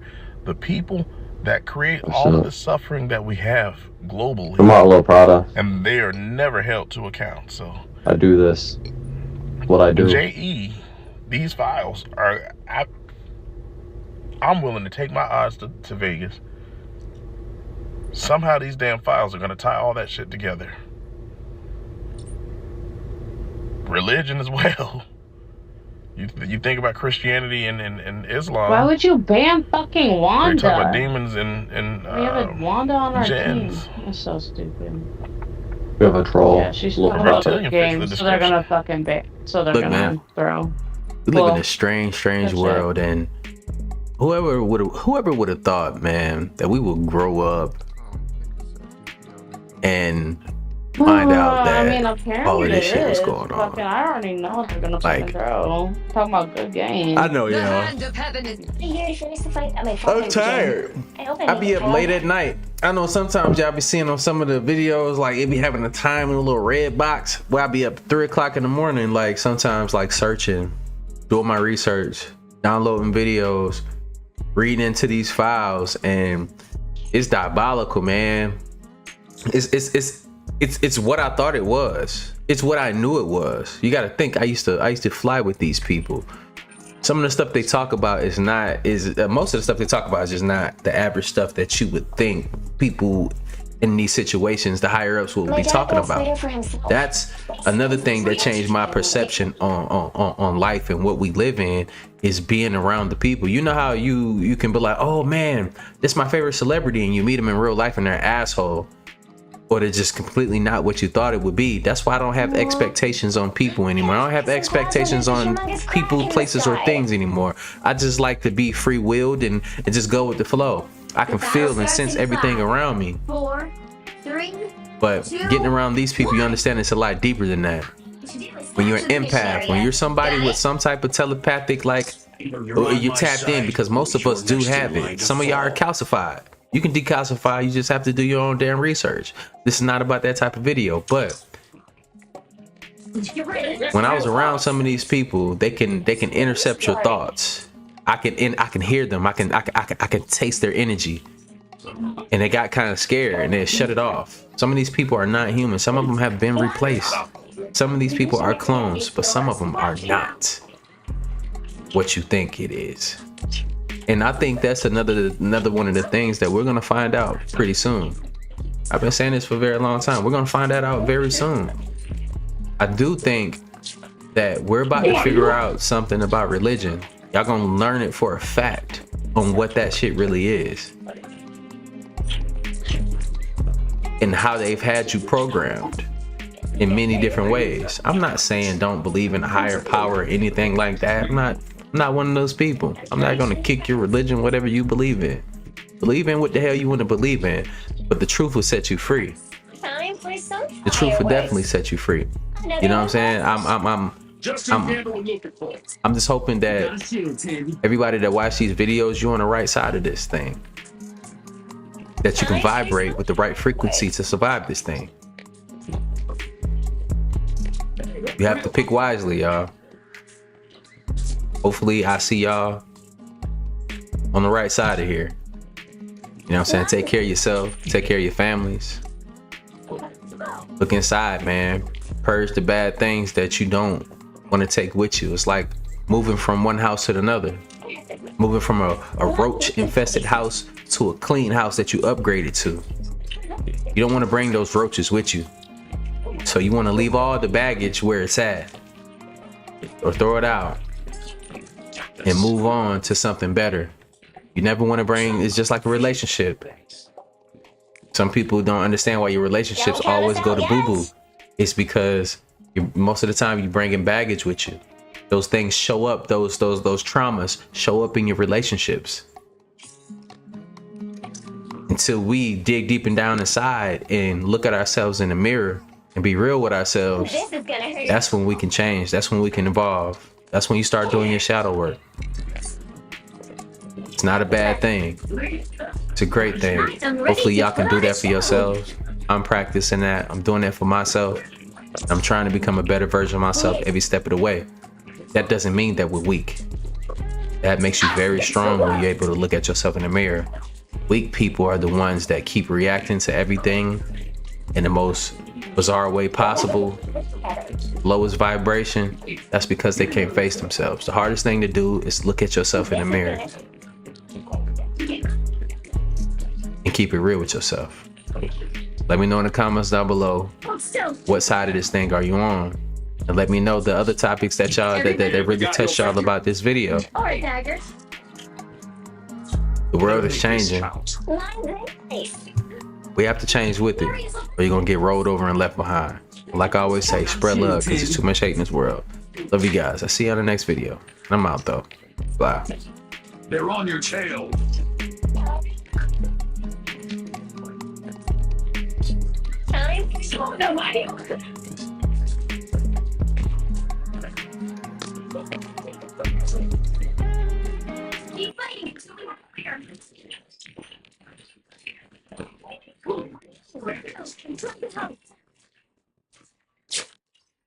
Donald Trump is losing it this morning as his plan with the MAGA Republicans to depose former President Bill Clinton and former Secretary of State Hillary Clinton.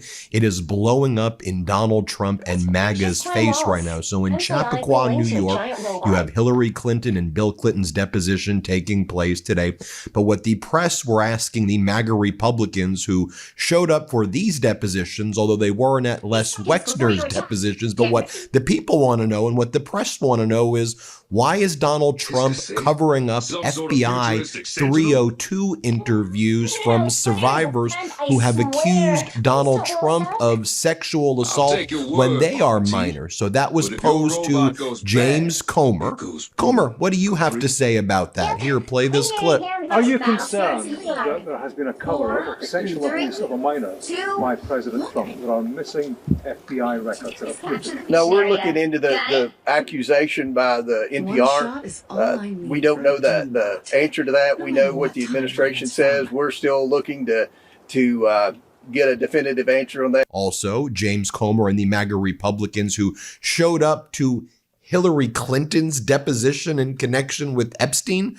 Why in the world are the Clintons being deposed here? What are we even talking about? Clinton's name's not even in, Hillary Clinton's name's not even in the files, but okay.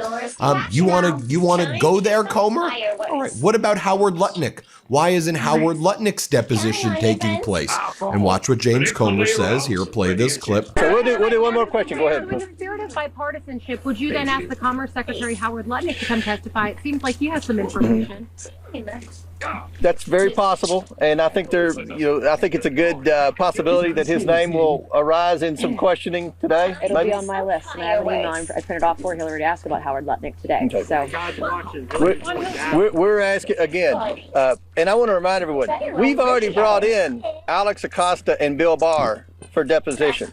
That's two Republicans in the Trump administration. So this isn't just about Democrats. This is about anyone that has any knowledge of Epstein, the investigation. I think we all agree the government failed. The government failed the victims. And what our role is, we can't prosecute anyone. But what we have been doing is getting transparency to the American people. We subpoena. Then you have Democratic Congressmember Garcia. He held his press conference outside where Hillary Clinton and Bill Clinton were being deposed. And Congressmember Garcia says, what we really need to be talking about is the fact that Donald Trump and his regime are hiding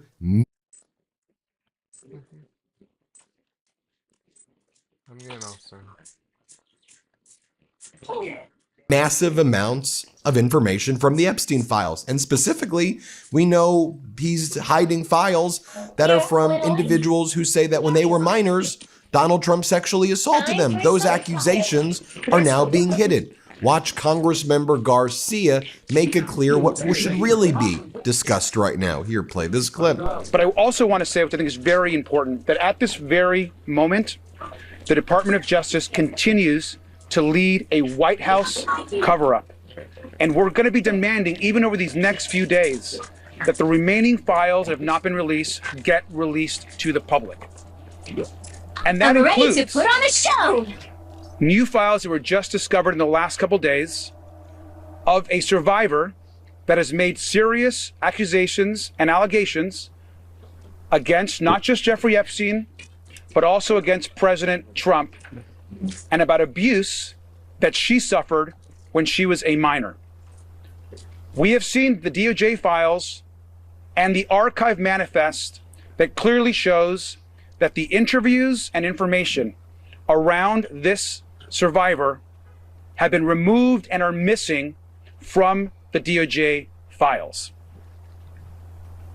Where are these files? Who removed them? Those questions have to be answered. What we have is a survivor that we have verified, that others have verified, and those files are missing. And it's not just those. It's an additional 50% of files that are missing. It is unconscionable. It is illegal, and Pam Bondi and the president need to answer to where those files are. And that's going to continue to drive. Then you have Democratic Congressmember Subramanian. Here's what he had to say. I'm Congressman Suhas Subramaniam. We're here today in New York to talk to Hillary Clinton, and tomorrow to talk to former President Bill Clinton. I want to make clear that there were no Republicans in Ohio to talk to Les Wexner, who bankrolled the Epstein's fortune for the most part and allowed a lot of his crimes to happen. Yet Hillary Clinton, who maintains that she doesn't recall meeting Jeffrey Epstein, is here today. And we have a lot of Republicans here today. That underscores to me the partisan nature of what some of the Republicans on our committee and in Congress are doing and the way they're approaching this investigation. And meanwhile, they're not holding the Department of Justice accountable for breaking the law over and over again. There's 2.5 million files that have not been released, and now we're hearing and seeing evidence of some of those files, including accusations against President Trump. We know that there are other information in those files that clearly is not about protecting victims. It's about protecting people who committed crimes. And so we, as Democrats on the Oversight Committee, are going to continue to approach this investigation in a nonpartisan way, because all we want is the truth, and we want justice for the survivors, and we want to make sure this never happens again, no matter how rich and powerful the perpetrators are. Thank you.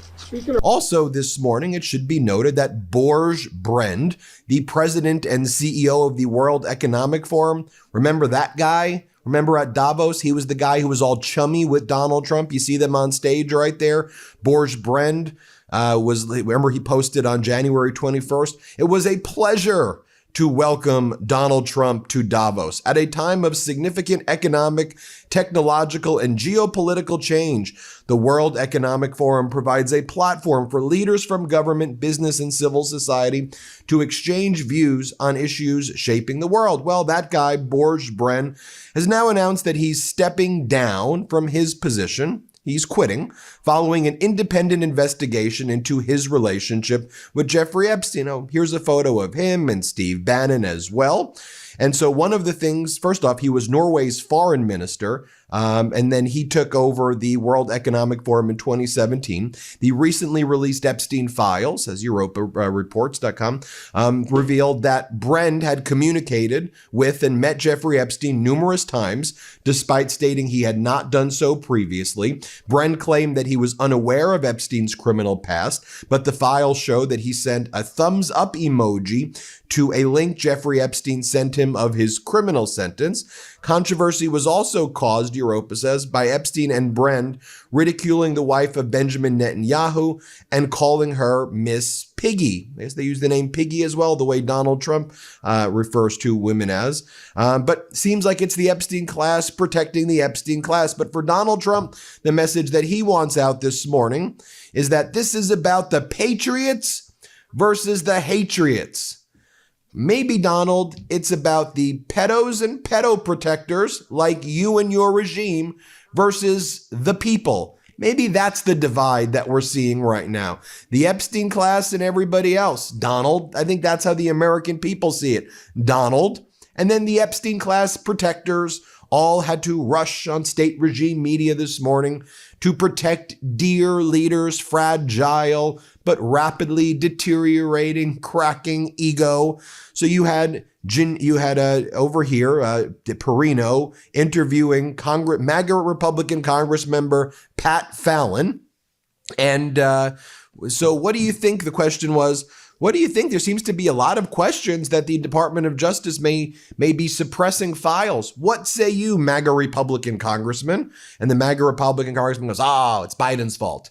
Biden released zero. Look at what we're doing right now. Everything with them is Biden. Hey, your dear leader is all over these files, bud.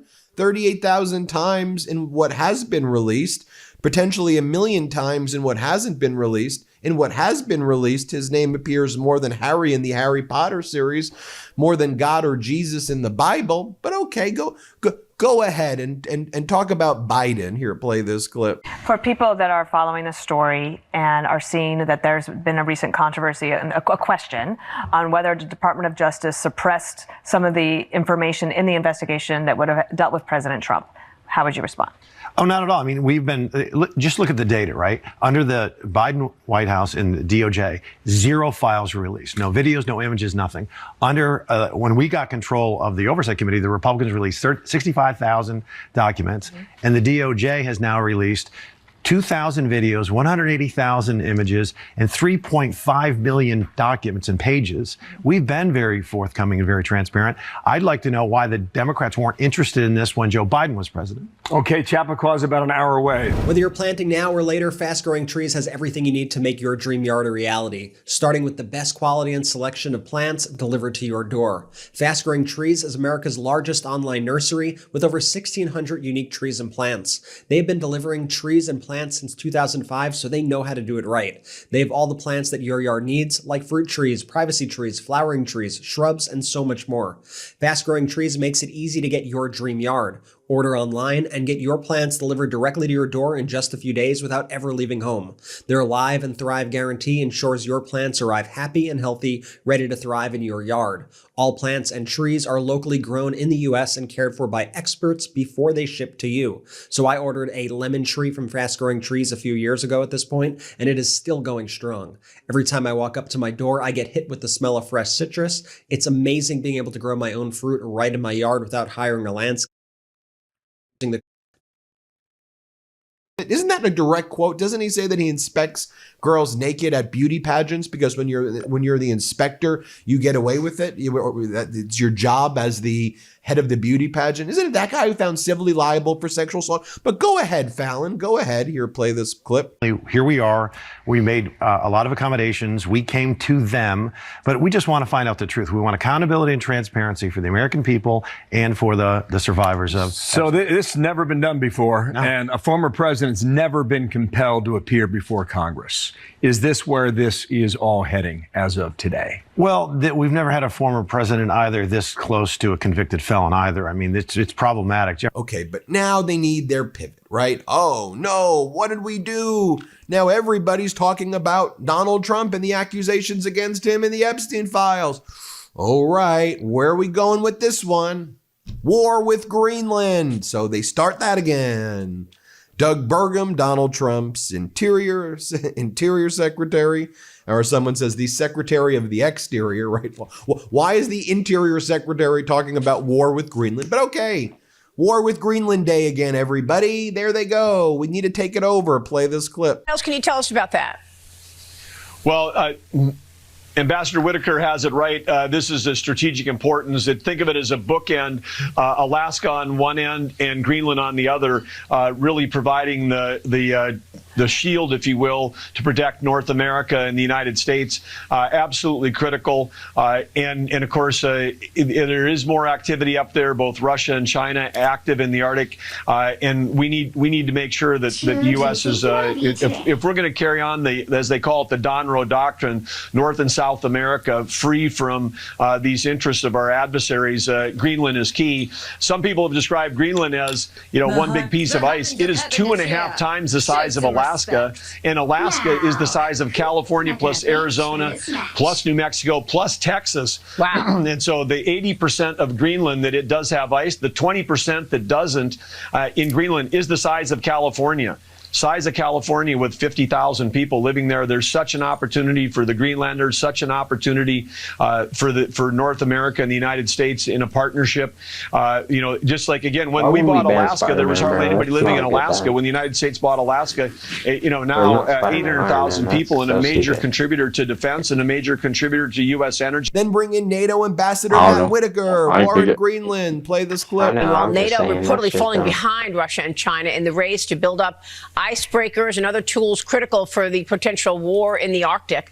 Interior Secretary Doug Burgum is renewing President Trump's calls to take on Greenland, calling it a strategic vital asset for the U.S. economy and national security. The Secretary, of course, will join me at 8 a.m. Eastern. He's going to talk more about that this morning. But where are the NATO allies at this point? Is this off the table, or is this still a consideration for the United States to use Greenland as a critical security spot? I know the president has discussed wanting to build part of his Golden Dome on Greenland. Yeah, obviously, Greenland is a critical part of North American security. We have a high-level working group that's negotiating trilaterally with the United States, Denmark, and Greenland. War in Cuba. Let's strangle the regime, MAGA Republicans say. War in Cuba. Play the clip. Are we doing something? Other than strangling them? Well, that's what we need to do. We need to strangle the regime. For too long, we've been actively, not actively, but passively helping them. We send remittances. We have flights. We allowed luxury goods to be exported from the United States, kind of circumventing the Helms-Burton law. Right now, everything is, the noose is tightening around their neck. They lost Venezuela, which was one of their prime, friends in the region. Mexico is no longer helping them as much as they were in the past, and so they are slowly, strangling to death, which can't come soon enough for me. We need that regime to go. The regime is causing this humanitarian crisis in Cuba, and the faster they go, the faster we can help the Cuban people. War in Iran, war everywhere, everybody. And you get those are all the clips this morning. Also, if you think about the aircraft carriers right now and the tours that they are doing right now, as this says, news.usni.org points out, should the USS Gerald Ford remain deployed until mid-April, right? We're getting pretty close to that. It would have broken the post-Vietnam War 294-day record for carrier deployment. If the carrier route is until early May, it would match the 300-day plus deployments that carriers conducted to the Gulf of Tonkin. Trump is really stretching our military thin right now. The president of peace is going to so much wars that the morale in our military and the resources are being stretched very, very thin right now. A few other things I want to point out. Data, folks. We love data right here. When you look at Donald Trump's State of the Union address, viewership, only 28 million viewers across the 8 major networks. By the way, the Midas Touch Network, People's State of the Union, drew over 2 million viewers. And if you look, this was like one of the worst ratings for a State of the Union ever. In 2020, 37.2, 2018, 45.6. Just look at Donald Trump's other State of the Union. Nobody wants to hear this guy speak. In the latest Emerson poll of the congressional ballot, generic congressional ballots, Democrats lead 50 to 42%. And yet again, 3 weeks in a row, the Midas Touch podcast is #1 on the weekly top podcast shows, beating Joe Rogan, Good Mythical Morning, Kill Tony, Sean Ryan Show, Smosh Reads, Tucker Carlson, and others. Way to go, Midas Mighty.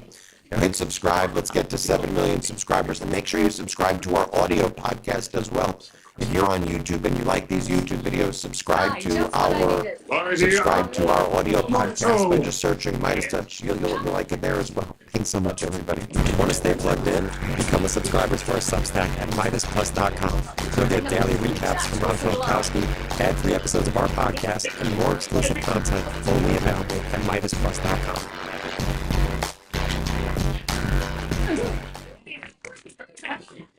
It's pretty bad over here. Clinton just delivered instant karma to Donald Trump and MAGA Republicans. She just wrapped up a press conference in Chappaqua. It's the town that she lives in around upstate New York. She finished her deposition where she was called, subpoenaed by the MAGA Republicans in connection with the Epstein files, even though she doesn't appear in them and never met Epstein and has no connection to Epstein, unlike people in Donald Trump's cabal. In any event, she sat for her deposition, as I talked about earlier, and MAGA Republicans like Lauren Boebert tried to take photos of her, to which Hillary Clinton said, let's just allow the press to come in. If you're going to violate all the rules that you're setting about no cameras and whatever, let's have the whole press come in. I want to do this hearing in public anyway. And then James Comey was like, no. Then Hillary Clinton held a press conference. It was a powerful press conference. It's vintage Hillary Clinton. She was clear. She was very specific. She punched back at these MAGA Republicans. She mocked them. It was great. Let me show you what went down moments ago as she stepped out of her deposition. She talked about how weird and unusual these MAGA Republicans were behaving in the deposition and how they started talking about Pizzagate and UFOs. Let's play this clip. I don't know how many times I had to say I did not know Jeffrey Epstein. I never went to his island. I never went to his homes. I never went to his offices. So it's on the record numerous times. It then got, at the end, quite unusual because I started being asked about UFOs and a series of questions about Pizzagate, one of the most vile, bogus conspiracy theories that was propagated on the internet, that was serving as a basis of a member's questions to me. Next, Hillary Clinton talked about an exchange that she thought was one of the most interesting exchanges of the deposition. Let's play this clip. I can only say that the best exchange that I had came at the very end, when contrary to every other deposition they have taken, no Republican member asked any questions about Jeffrey Epstein or Ghislaine Maxwell to anyone else they have deposed. And in fact, the Republican members didn't even show up to the deposition of Les Wexner. And when I said that, I had to point out that the only questions that any Republican member asked of any of the people that deposed was former Attorney General Bill Barr, when Chairman Comer asked him about the allegations in his view about Russia's involvement in my election in 2016. So at the very end of this hearing, after I made that point, I want to commend Chairman Comer for raising a series of significant questions that I responded to about the nature of the investigation and the areas that I thought should be explored. So I appreciated that. I want to see the truth come out. So that was a reassuring way to end a very long, repetitive deposition. Next, Hillary Clinton talked about how these MAGA Republicans, Congress members were there, who didn't bother going to Les Wexner's deposition, or don't bother asking anyone else questions about Epstein in order to cover up for Donald Trump. She's like, look, we agreed to rules that they wanted, and they started violating them. So I'm like, let's just let the press in. You're playing this clip.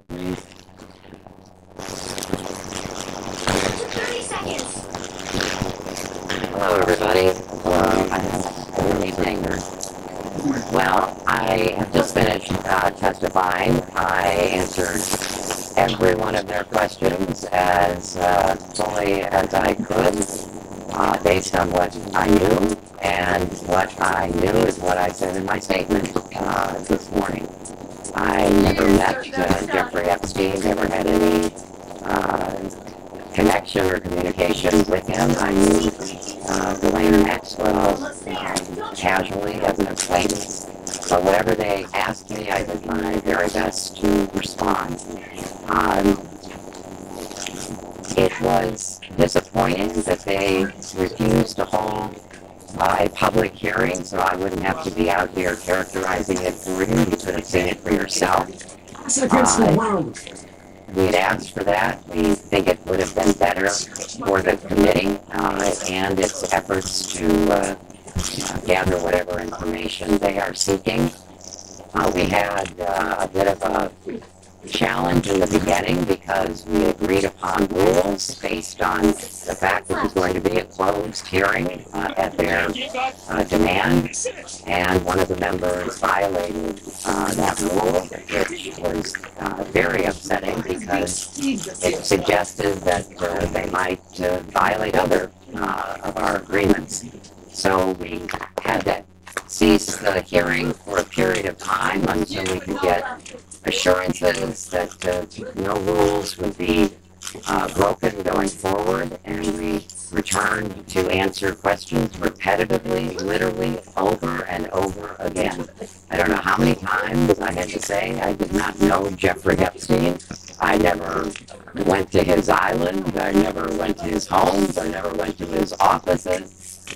So it's on the record numerous times. She talks about she answers every question from the press. They ask her, well, how do you process the fact that your husband, Bill Clinton, is referenced in the Epstein files? Okay, so, you're going after Hillary Clinton for her husband. Okay, well, if that's the case, why don't you ask Melania all these questions? Because Donald Trump's like the lead character in the Epstein files. But anyway, we'll watch Hillary Clinton answer this question with dignity. Let's play this clip. In your opening remarks about how heartbroken you have been for the Epstein survivors as these files come out. Can you talk to us a little bit about how you have processed and reacted to the fact that the former president, your husband, Bill Clinton, is referenced in the Epstein files numerous times, including in some photos featuring women, and how you've been personally preparing for the deposition that is coming tomorrow? And are you 100% confident that there isn't anything that the former president knows about Epstein's crimes? I am, and I think the chronology of the connection we had with Epstein ended several years before anything about Epstein's criminal activities came to light, and that he was charged and sadly given a sweetheart deal, which, as I said in my statement, had that not happened, perhaps his predatory behavior could have been stopped earlier. But I think it is fair to say that the vast majority of people who had contact with him before his criminal pleas in 2008 were like most people. They did not know what he was doing. And I think that is exactly what my husband will testify to tomorrow. So then she's asked, do you still want to testify? No way that $1 like loses the game, bro. Like, there's just no way. I offered to do it publicly. Do it once. I had the opportunity to do it in public. I want this tape released. So that man, she's not doing very good. It was just one good old.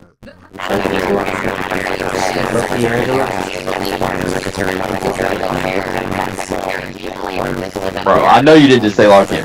Like, bro, I'm doing everything in my power to do anything, bro. No, I didn't say you locked in. I actually said Angela locked in. Not you. You're doing very good. They had a chance to do it in public. Try my best, bro. I got 20K kills, bro. They're making the wrong decision avoiding we didn't win last round. I'm not being like mean, I'm just saying one thing. I keep studying to you. They ask literally the same questions over and over again. You can take it as an insult, or you could just be like, alright, I never seemed to me to be very productive. There's 2 ways to do it, bro. And then, as I said toward the end, you know, there were other questions that were totally off subject. So if they are going to fulfill their responsibilities to literally investigate the investigations, which is what they originally said was the scope of their work, I think they could have spent the day more productively. Next reporter asks why Ghislaine Maxwell was invited to Chelsea's wedding, and Hillary's like, she wasn't. She wasn't. She was somebody's plus one. That Chelsea invited me to know that she was even going to be there. Gotcha! What a gotcha moment. You're playing this clip.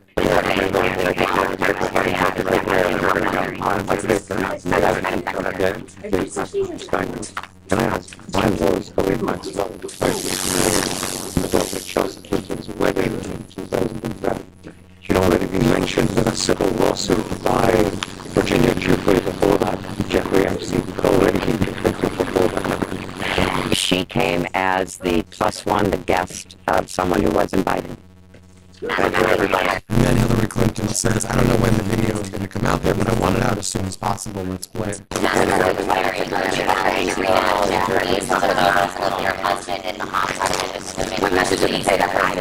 don't know when the video will be out. I don't know when the transcript will be out. We've asked that they be out as quickly as possible, and then you can see what you can see.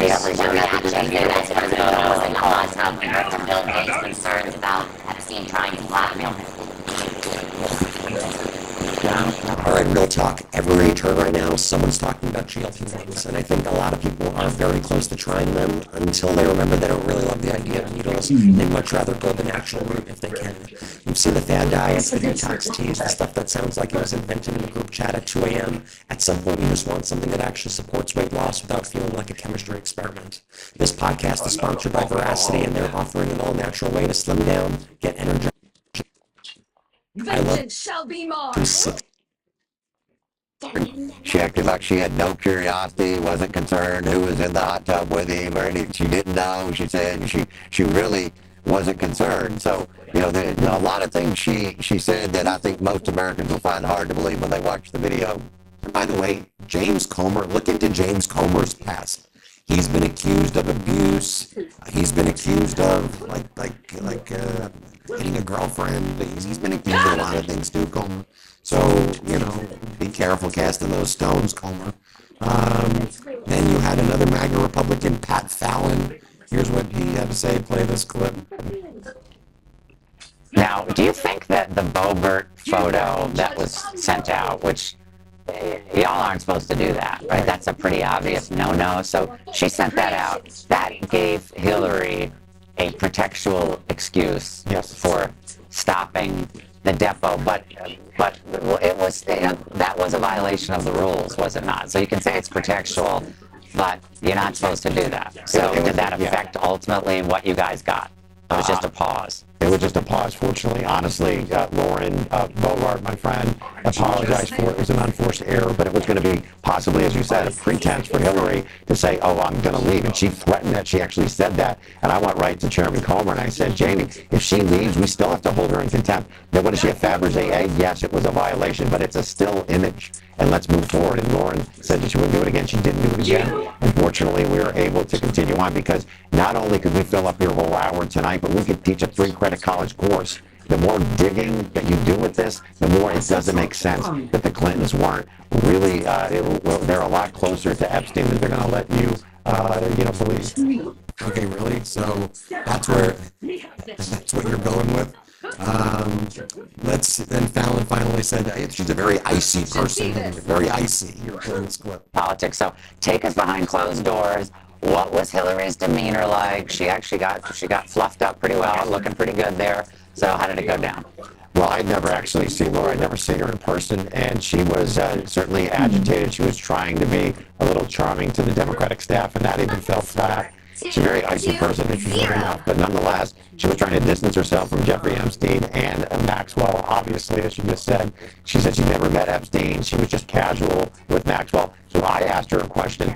Just casual. You've met hundreds of thousands of people. Your daughter gets married in 2010. You have to distill these hundreds of thousands of people down to 250. There were 500 at the wedding. There's going to be a groom. So 250 Clinton invites. And guess who shows up as an invited guest? Ghislaine Maxwell. And she said, well, she just was a plus one. I said, so that's your testimony under oath, that it's just an odd coincidence that old Maxwell was there. Things that make you go, Wait, what was she Epstein's plus one? Forgive me for not knowing that. No, Epstein didn't go. He had been convicted. Didn't show up. Pretty bad. These MAGA Republicans are a bunch of weirdos. Hillary Clinton handling herself with incredible dignity and grace.